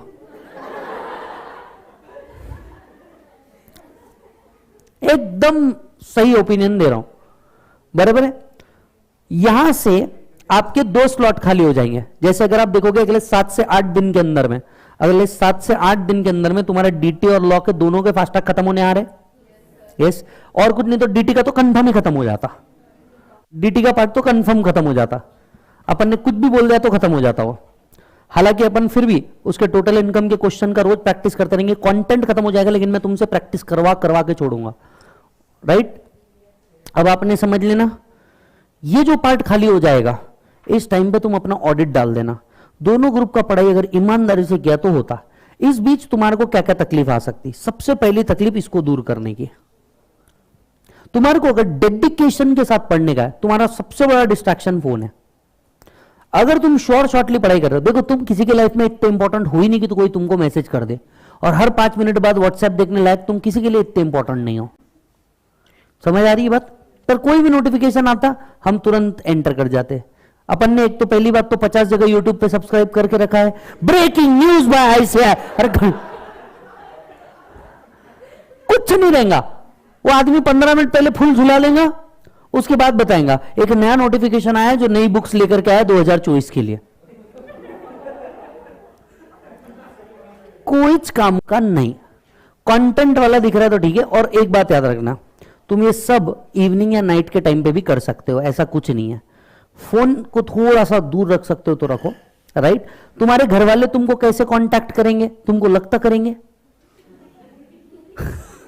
पहले तो ये बताओ, तुमको लगता करेंगे? नहीं।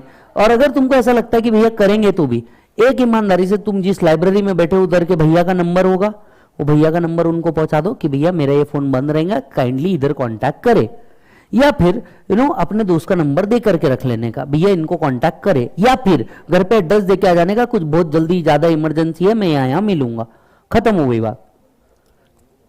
कोई ऑप्शन नहीं है। अगर तुमको जेन्युइनली पास होना है तो तुम्हारे को ये करना पड़ेगा। दूसरी बात, कुछ दिनों के लिए अपने यार और प्यार से दूर रहें। कुछ दिनों के लिए अपने यार और प्यार से दूर रहें। होता क्या है, दोस्त की जिंदगी में तकलीफ है, अपन उठ के जा रहे। प्यार ही तकलीफ है, अपन उठ के जा रहे। बराबर। जिस लाइब्रेरी में बैठे मां कसम उधर एक्स आ गई, एक्स अपने दोस्त के साथ बैठी है, फिर और तकलीफ है। फिर वो दोनों एकदम इतने पास आके क्वेरी डिस्कस कर रहे, फिर अपने को तकलीफ है। समझ आ रही है बात? दिमाग ही नहीं लगाने का। तुमको पास होना है, मैं ये तुमको अपफ्रंट बोल दूं, तुम पहले कमेंट करो उससे पहले मैं बोल दूं, पूरे एक्सपीरियंस के साथ बोल रहा हूं। ऐसा एक भी वाक्य नहीं जो एक्सपीरियंस का, मतलब 2 अटेम्प्ट लगाने के बाद ये बात बोल रहा हूं तुमको कि तुम्हारे अगर बचाने हैं तो ये तरीका है। एकदम सच्ची बात बता रहा हूं भाई। ये देख, ये होता है, राइट। जिस लाइब्रेरी में अपना प्यार आ गया, या जिस लाइब्रेरी जहां अपन बैठे वहां पे अपना दोस्त आ गया, वो उठा, उसने कुछ भी किया, उसका बॉटल भी गिरा तो अपना ध्यान आ जाता। एक तो सारा तकलीफ ऐसी कि बॉटल का साउंड भी अपने को पता है दोस्त के। बॉटल का साउंड भी पता है, नहीं वो बॉटल नहीं। ये गलतियां मत करो। देख होता क्या है, आज हम इस चीज को ना हंसी में उड़ा देते, जिस दिन फिर रिजल्ट आता ना, देखो मैं आपको बताता हूं एक चीज, अगर बहुत ज्यादा दम है तो ये चीज अपनी बुक के ऊपर ऐसा ड्रॉ करो। मैंने ना रिसेंटली ही ऐसा ड्रॉ करके एक बच्चे को दिया, यहां पे ऐसा लिखने का, the institute of chartered accountant company secretary CMA, right. So institute of chartered accountant of India, बराबर है। इधर लिखने का तुम्हारा रोल नंबर, इधर लिखने का तुम्हारा नेम, ठीक है। नेम ऐसा लिखने का विजय, पप्पा का नाम एंड साल्डा। उसके बाद क्या करने का मालूम है क्या, इधर लिखने का मार्क्स, इधर लिखने का सब्जेक्ट या पर्टिकुलर्स, इधर टोटल देने का ग्रुप 1, इधर देने का ग्रुप 2, इधर लिखने का फेल, इधर लिखने का फेल, नीचे एंड रिजल्ट में लिखने का फेल। और जब भी तुमको टाइम पास करने का मूड हो, पढ़ाई करने की इच्छा नहीं हो रही, कुछ भी नहीं हो रही, बार बार ये खोलने का, देखने का, फर्क कुछ नहीं रहेगा, बस पेपर से ये स्क्रीन पे आ जाएगा। कोई बहुत बड़ा फर्क नहीं रहता, पेपर से स्क्रीन पे आ जाता। जामुनी कलर स्पेसिफिकली, जामुनी कलर किधर है, जामुनी कलर।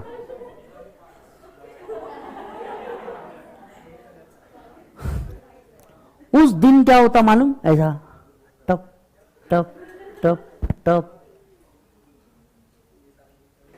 समझ आ रही बात? और उसके आगे और थोड़ा सा दम हो तो इधर ऐसा लिखने का, मई 2023, नवंबर 2023। तुमको कोई मोटिवेशन की जरूरत नहीं है। You don't need any Vijay Salda for motivation, you just need a fail result in front of you. बहुत ज्यादा मोटिवेशन की जरूरत पड़ी, जो मार्कशीट इंस्टीट्यूट से आई होंगी ना, लेने का, जिधर पढ़ रहे हो पेस्ट कर देने का। वैसे भी वो तुम्हारे काम की तो है नहीं, लाइब्रेरी में भी पेस्ट कर ही रहे तो कोई तकलीफ नहीं। हो सकता है तुम्हारा फेल का रिजल्ट देख के पीछे वाला ज्यादा मोटिवेट हो जाए, ये नहीं चाहिए भैया, पढ़ ले। पर ये तो सोच साले, तू इस साल भी अगर फेल हो गया ना, तो जो फाउंडेशन अभी पास हो गया है ना, उसके साथ एग्जाम देगा। कुछ तो शर्म कर ले। सर यार आप दोनों तरफ से बोलते हो, तो कैसे बोलो? है दम, बनाओ। नहीं है बनाओ, एक हाथ भी का तो पेन नहीं उठ रहा, बनाओ। बनाओ ना, ऐसा बनाओ, ऐसा बनाओ, the institute of chartered accountant CMA बनाओ, ऐसा रखो।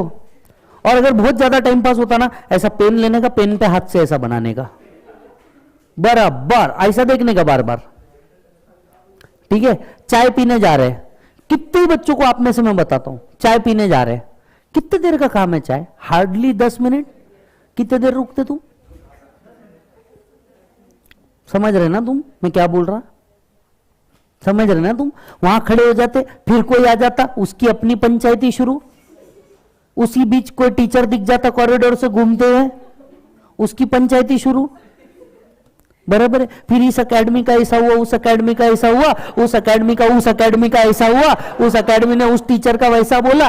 अरे झंडू, तू जब नहीं था तब भी प्रेस्टीज था, तू जब नहीं रहेगा तब भी प्रेस्टीज रहेगा। समझ में आ रही बात? और तू जितना समझ रहा है ना, ये गेम उससे एटलीस्ट 20 करोड़ ऊपर है। वापस से बोल रहा हूं, ध्यान से सुन, तू जितना सोच रहा है ना, एटलीस्ट ये गेम उससे 20 करोड़ ऊपर है। तो तेरे कुछ भी कैलकुलेशन से यहां पे कोई फर्क नहीं पड़ रहा किसी को भी। तेरे को लग रहा होगा इधर सब ऐसा बैठ करके राइवल में बैठे, कुछ कहीं कोई नहीं बैठे, सब एक दूसरे के साथ पार्टी करते, सब एक दूसरे के साथ मजे करते, सब मिलकर के हंसते।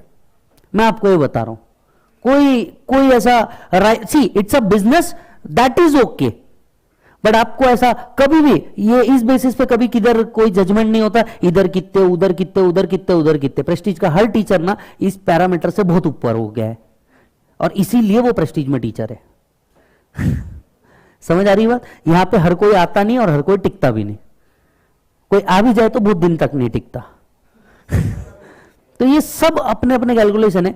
जिस चीज में तुमको पढ़ना नहीं, फोकट की पंचायती करना नहीं, उस चीज में घुसना नहीं। तुम्हारे को सच में कोई लेन देन नहीं है, अपनी वैल्यू आगे बढ़ाओ। कोई लोग तुम्हारे बारे में बात करे, ये वैल्यू बढ़ाओ, रादर तुम किसी और के बारे में बात करो। समझ आ रहा है बात? सो भैया, सर मतलब कहना क्या चाहते हैं आप? कुछ नहीं, 69 डेज बचे, सोच ले, है ना। इस बीच बीकॉम का एग्जाम, 8 तारीख को होली आ रही है, समझ रहे हो ना, होली आ रही है, बीकॉम का एग्जाम आ रहा है। एग्जाम फॉर्म के लिए एक दिन जाएगा, क्योंकि उस दिन तुम डिस्कशन करते बैठे रहोगे ना, भाई एक देना कि दो, उस दिन फिर डिस्कशन होगा। फिर क्या होगा, तुम 2 ग्रुप का फॉर्म भर तो देते, देखेंगे क्या होता। फिर क्या होगा, अकाउंट्स दे के आओगे, ग्रुप 1 का फिर से फॉर्म भरना है ना? नहीं ना? पढ़ लेना बेटा, पढ़ लेना, ध्यान से सुनो। 4 ड्यू डेट एडवांस टैक्स की, जल्दी बोल कौन सी? बोलो बेटा, जल्दी जल्दी बोल, जल्दी जल्दी बोल। 15 जून, 15 सितंबर, 15 दिसंबर, 15 मार्च। अगर किसी दिन बैंकिंग हॉलीडे रहा, खैर अब बैंकिंग हॉलीडे का बहाना सही नहीं है, क्योंकि यू कैन ऑल्सो पे इट ऑनलाइन। यस, अब हुआ क्या जरा देखिएगा, आपने लास्ट डेट दी है 15 मार्च, ऐसा भी तो हो सकता है 17 मार्च को मेरा एस्टिमेशन चेंज हो जाए, बहुत बड़ी सेल आ जाए, पॉसिबल है ना। तो ऐसे केस में क्या, ऐसे केस में लॉ ने बोला 15 मार्च से 31 मार्च भी अगर कुछ पे किया होगा, वो भी हम क्या मानेंगे, advance tax. So any amount paid by way of advance tax on और before 31st day shall also be treated as advance tax paid. Yes, advance tax is deposited under challan number 280। यहां पे लिखिए AO's power to demand advance tax, AO's power to demand advance tax.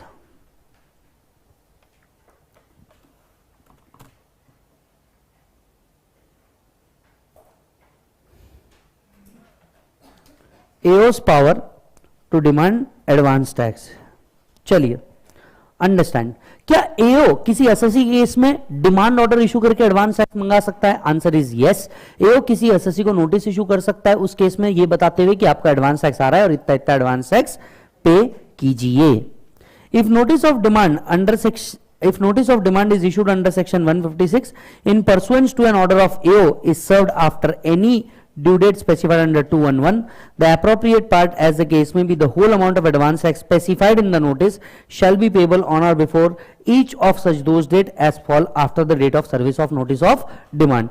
Notice of demand देने के बाद notice of demand देने के बाद आपने क्या करना है, जो भी ड्यू डेट आएगी उस ड्यू डेट पे अपने अप्रोप्रिएट एडवांस टैक्स पे करने हैं।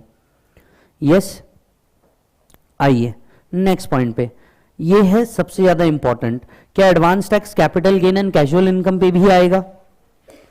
क्या advance tax capital gain and casual income पे भी आएगा? बोलो हाँ या ना।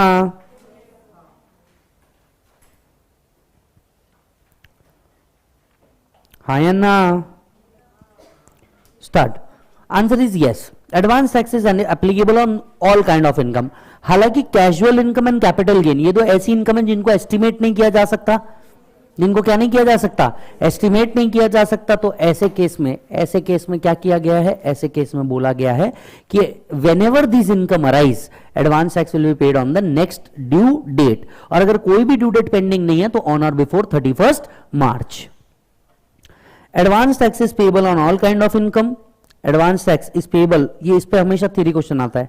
Advance tax is payable on all kind of income including capital gain and casual income, but it is not normally to estimate his capital gain and casual winning. Therefore, it is provided that such income arise after the due date of any installment, then the entire amount of advance tax payable should be paid in the remaining installment of advance tax, where no such installment is pending on or before 31st March. On or before 31st March. Clear है मालिक? चलिए 234B and 234C।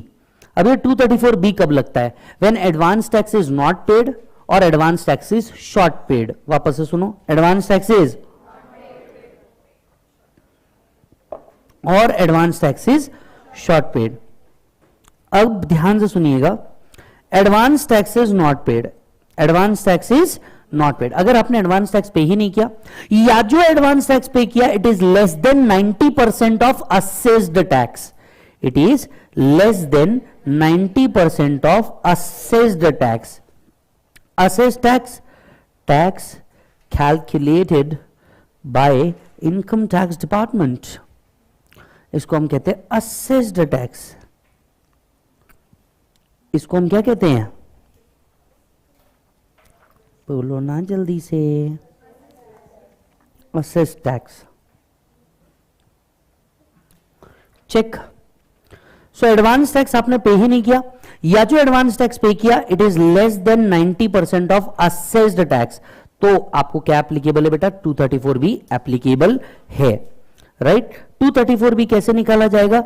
जितना advance tax आपने short पे किया है as per return of income into 1% per month or part of the month commencing from 1st April of the assessment year and ends on the due date of filing ROI. So advance tax short paid, जितना आपने short pay किया उतना into 1% per month और part thereof into कहां से चालू होगा? 1st April से। सर 1st April से क्यों? 31st March was the last date of payment of advance tax। 1 अप्रैल से ये इंटरेस्ट चालू हो जाएगा। तो 1 अप्रैल से जब तक कि आप पे नहीं कर देते तब तक का इंटरेस्ट लगने वाला है। यस, अच्छा जी, ये वर्ड कट कीजिए, ये वर्ड कट कीजिए।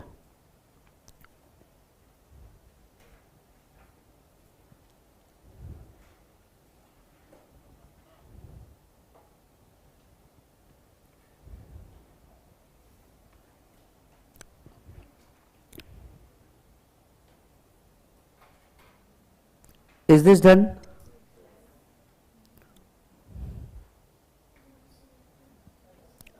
Common amendment. अगर आपको थोड़ा बहुत आइडिया है, नहीं तो एक बेसिक आइडिया अभी लेके चलिए। A new concept has been added, updated return. A new concept has been added, updated return. और अगर आपको अपडेटेड रिटर्न भरना है तो आपको एक एडिशनल टैक्स पे करना पड़ता है अंडर सेक्शन 140B। वापस से सुनिए, एक नया कंसेप्ट ऐड हुआ है रिटर्न नाम के टॉपिक में। इस कंसेप्ट को हम कहते हैं अपडेटेड रिटर्न। थोड़ी देर बाद हम, थोड़े दिनों बाद हम, या तो 2 दिन बाद या 1 या 2 दिन बाद हम लोग इसको पढ़ेंगे। सो अपडेटेड रिटर्न अगर आप भरते हैं तो आपको एक एडिशनल टैक्स पे करना पड़ता है सेक्शन 140B के अंदर में। कौन सा सेक्शन में? 140B। तो टैक्स ऑन टोटल इनकम जो हम 143(1) के अंदर में डिटरमाइन करेंगे, उसमें वो एडिशनल टैक्स कवर नहीं करेंगे जो हम लोगों ने 140(b) के अंदर में पे किया है। हालांकि इस पॉइंट को अगर आप अभी नहीं भी समझ पाए तो that's okay. Let me first complete updated return, फिर यहां आएंगे। यहां लिख दीजिए refer updated return.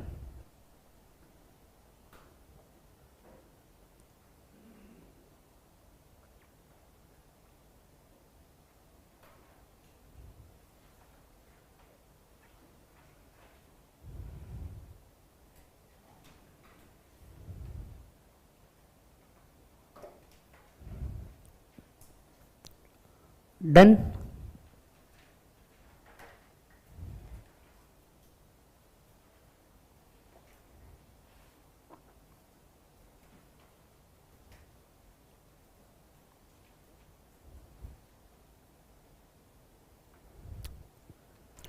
check 234C,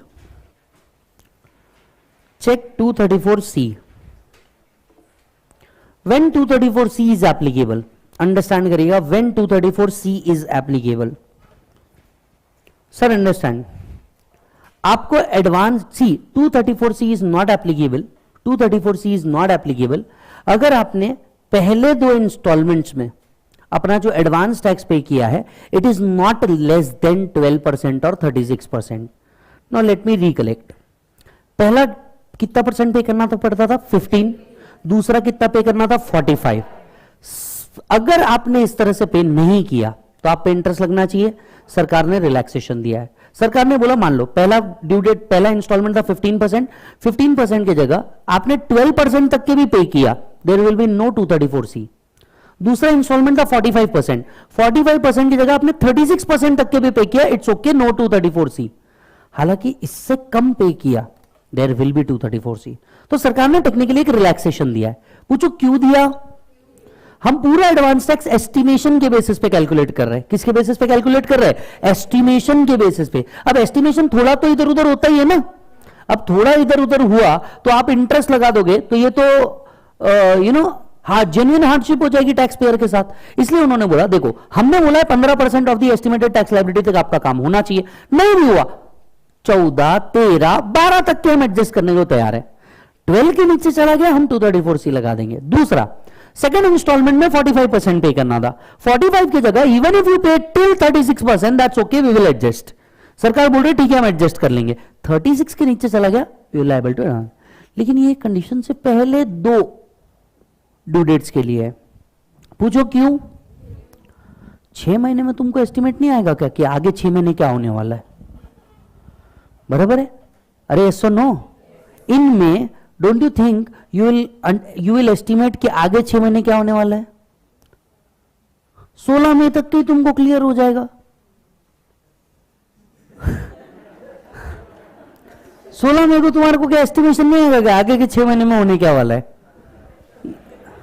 बहुत क्लियर हो जाएगा। तो 6 महीने तुमको रिलैक्सेशन मिल गया। 6 महीने तुमको बोला बेटा तुमने अगर 1% भी डाउन किया 234C। सो तरह बार बार हमें डरा रहे हो। हाँ सो कब एप्लीकेबल है? Advance tax is paid on और before 15 June is less than 12%, less than 36%, less than 75% or less than 100%। समझ में आया 1236 का लॉजिक? या फिर आपने एडवांस टैक्स ही पे नहीं किया, या फिर 15 मार्च को आपको 100% पे करना पड़ता था 44AD ADA के केस में, आपने वो पे नहीं किया।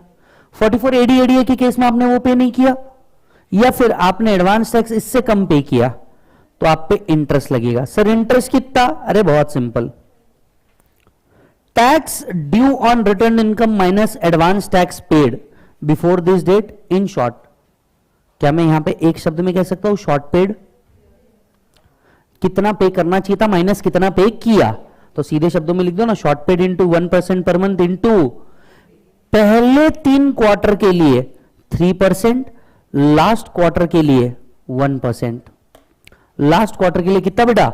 1%। अंडरस्टैंड? क्वार्टर 1 मिस किया सीधा 3 महीने का इंटरेस्ट लगेगा, क्वार्टर 2 मिस किया, सीधा 3% का इंटरेस्ट लगेगा। क्वार्टर 3 मिस किया, 3% का इंटरेस्ट लगेगा। पूछो क्यों? 15 जून की ड्यू डेट आपने मिस की, नेक्स्ट ड्यू डेट सीधा 3 महीने बाद है, तो 234C डायरेक्ट 3 मंथ्स का लगता है। 234C डायरेक्ट कितने मंथ्स का लगता है बेटा? 3 मंथ्स। क्वार्टर 1, क्वार्टर 2, क्वार्टर 3, 3 महीने के इंटरेस्ट लगेंगे। लास्ट क्वार्टर में सिर्फ 1 मंथ का इंटरेस्ट लगता है, क्योंकि ओनली मार्च इज पेंडिंग। इसीलिए accordingly 3 months oblique 1 month. Yes और नो? चलो जी, पढ़ के क्या क्या जाओगे जल्दी बताओ।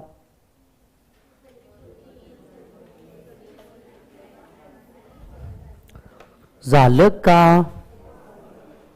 यस और नो? एक बच्चा पूछ रहा है सर बाय चांस अगर लायबिलिटी कम हुई तो? आप हर ड्यू डेट पे वैसे भी रिकैलकुलेट करोगे, रिकैलकुलेट करने के बाद उतना आप शॉर्ट पे करो।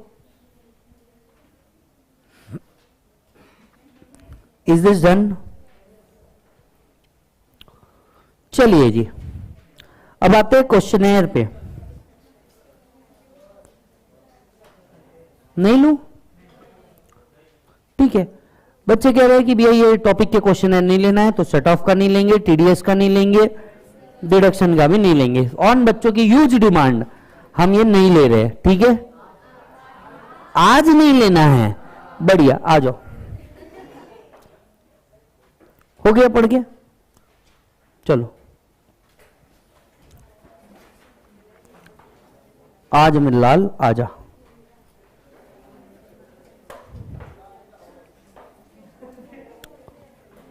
सीधा question number 2 of questioner. Set off का क्वेश्चन सबसे पहले ले रहे हैं, सेट ऑफ का क्वेश्चन सबसे पहले ले रहे हैं, question number 2 of questionnaire.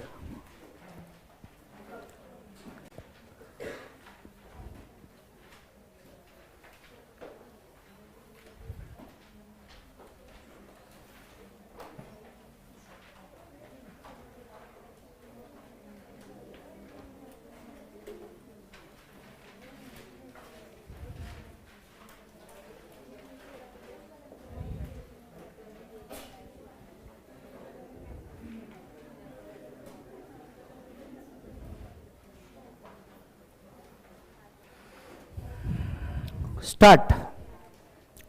B is a resident individual, furnishes the following particulars for the year: salary HP, income from business non-speculative, income from speculative business, short-term capital loss, long-term capital gain. What's the total income? ध्यान से सुनिए, जब भी आपको question आए register में चलिए। Question number 2 B, assessment year 23-24 computation.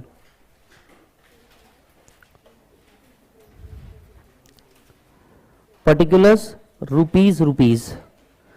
Set off का क्वेश्चन आपको जब भी दिख जाए, सबसे पहले इनकम लिखो, इनकम लिखने के बाद 3 स्पेस ब्लैंक छोड़ दो। इनकम लिखो, इनकम लिखने के बाद 3 स्पेस ब्लैंक छोड़ दो।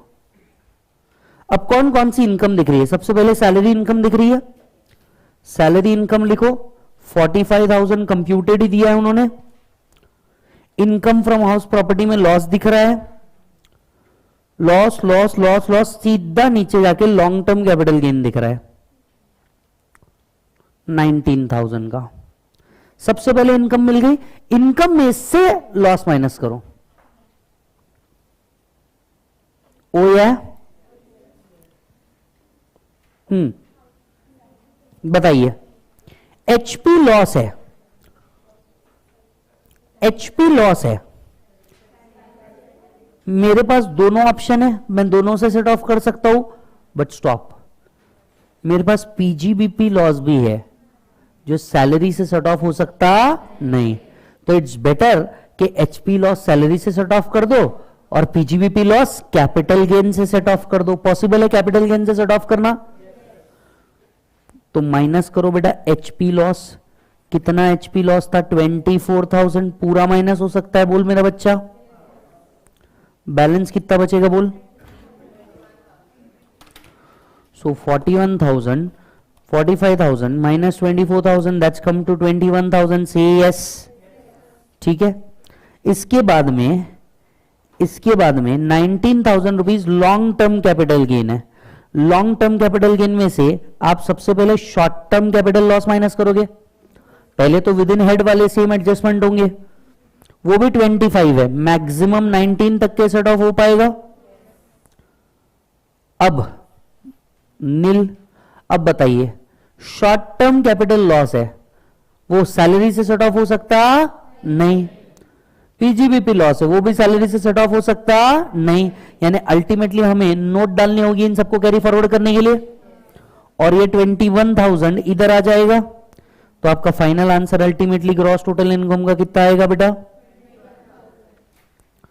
अब नीचे नोट लिखो, note number 1, note number 1, short term capital loss,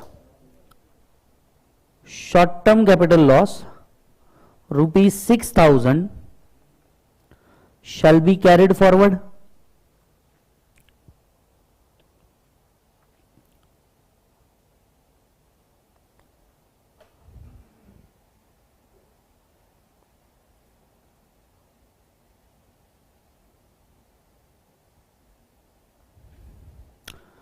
done. दूसरा, PGBP loss shall also be carried forward.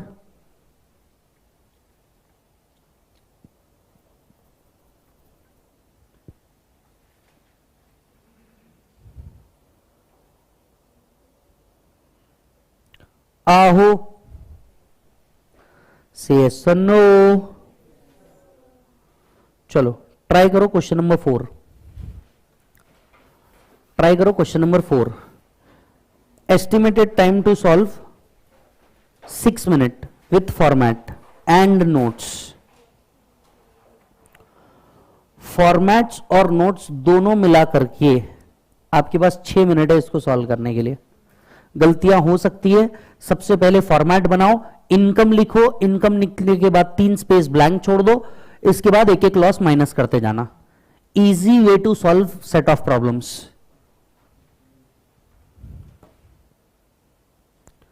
Time started.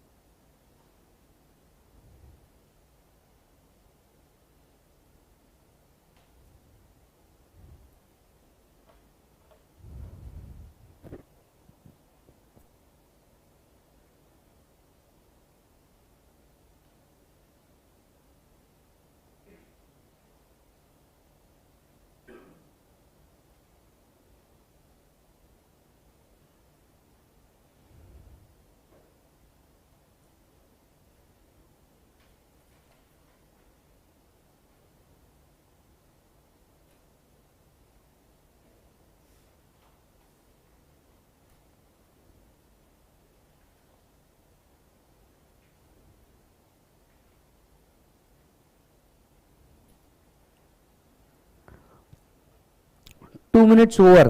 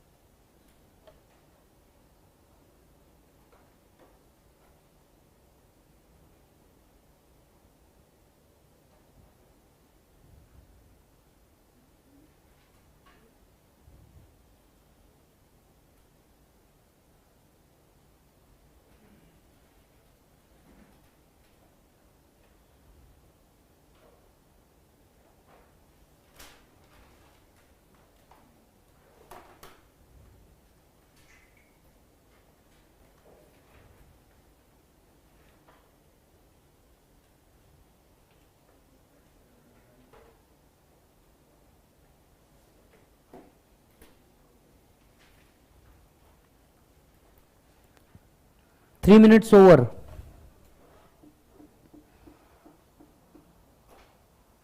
Speed up guys, speed up.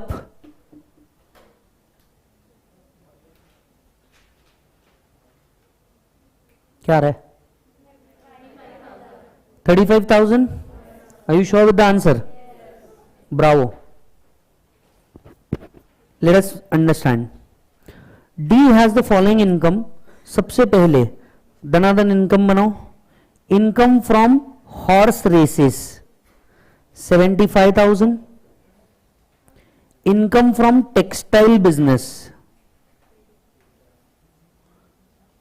85,000. Brought forward loss from textile business minus कर सकता हूं मैं. Brought forward loss from activity from owning and maintaining horse races, बताइए minus कर सकता हूं मैं. Maximum up to 75,000. So I think the answer is 35,000. Owning and maintaining horse race का लॉस क्या ये कैरी फॉरवर्ड हो सकता है? कितना? 21,000 कैरी फॉरवर्ड हो जाएगा. इसकी बस एक नोट आने वाली है. यस और नो? That's it.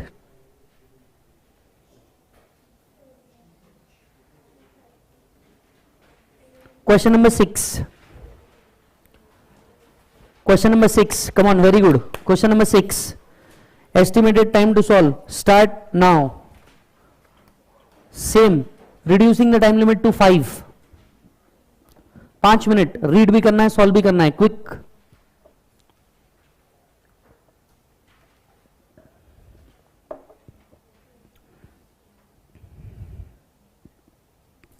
अभी नहीं तो कभी नहीं. देखते नहीं रहने का, सॉल्व करने का. जितने लोग ऑनलाइन बैठे हुए हैं सॉल्व करो. क्वेश्चन आपके सामने है.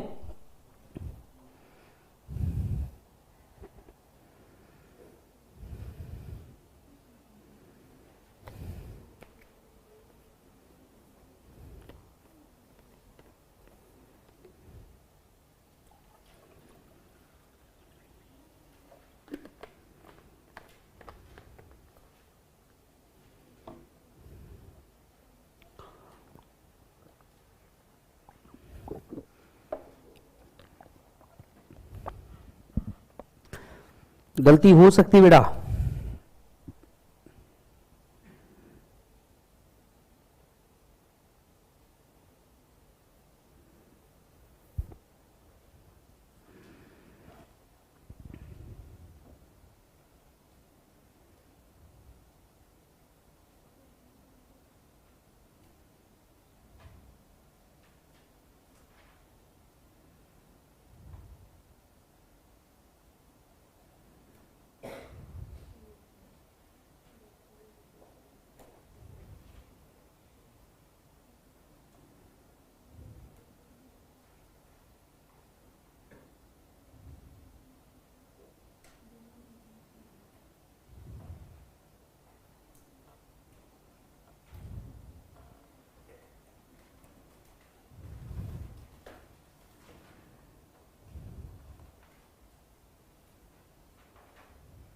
Love the color of your car. मैं तेरे को एक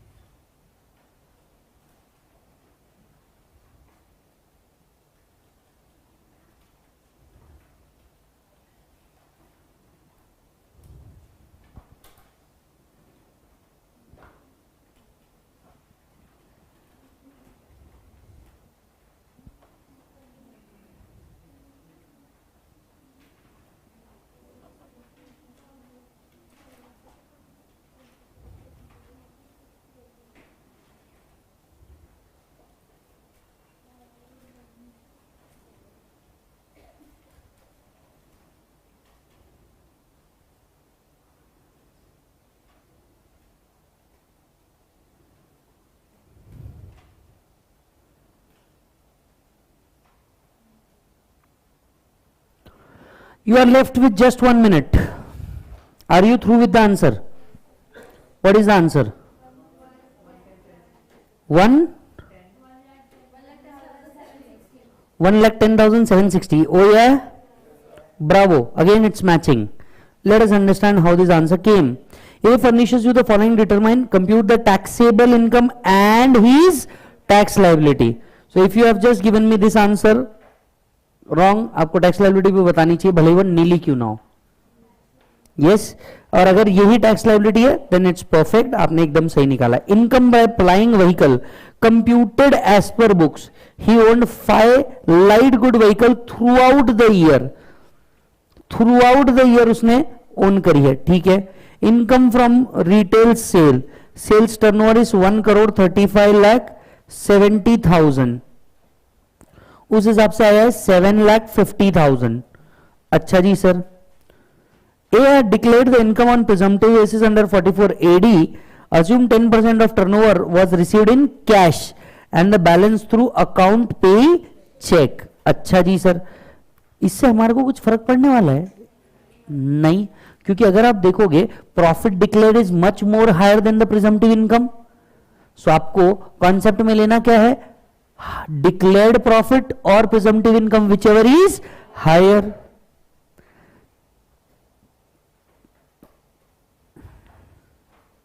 He has a brought forward depreciation. He has a brought forward depreciation. Minus किया जा सकता है क्या? Ultimately, your tax liability is 1,10,760. एक नोट आपने यहां डालनी है, एक नोट आपने यहां डालनी है. If he do not opt for presumptive income,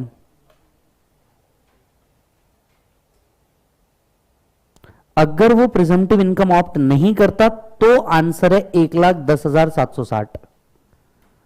पर अगर वो प्रिजम्पटिव इनकम ऑप्ट कर लेता है तब भी आंसर आएगा. It was a dual question. It was a dual question. आपने ये तो करेक्ट निकाल दिया, लेकिन आपको पूरे मार्क्स नहीं मिल सकते, क्योंकि ये कॉन्सेप्ट तभी एप्लीकेबल है जब वो प्रिजम्पटिव इनकम ऑप्ट कर रहा है. सपोज इसके बावजूद भी अगर वो अपनी प्रिजम्पटिव इनकम को आगे लेकर के चलता है तो जितना इनकम आया, जो उसको कैश में आया, उस पे कितना परसेंट बेटा, 6%, और बैलेंस पे कितना परसेंट बेटा, 8%.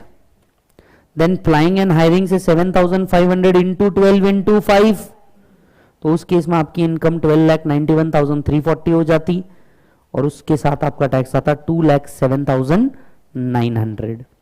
सो डिपेंड करता है आप अपनी प्रिजम्पटिव इनकम को ऑप्ट कर रहे हो या नहीं. यस, जनरली इस केस में जो आपका आंसर रखा जाएगा वो यही रखा जाएगा, बट आपको इसको एक तरीके से नहीं, कितने तरीके से सॉल्व करना है, 2. चलिए एक क्वेश्चन नंबर 8 आपके लिए होमवर्क है, इसको जरूर घर पे एक बार करना, इसको जरूर घर पे एक बार करना, and that's will be through. Is that done? Yes. मिलता हूं आपसे कल. कल का हमारा टारगेट होगा डिडक्शंस. कल का हमारा टारगेट होगा डिडक्शंस. कल हम डिडक्शंस पे जम करेंगे और साथ साथ में टीडीएस के क्वेश्चन भी सॉल्व करेंगे. डन है? बाय बोलो बच्चों.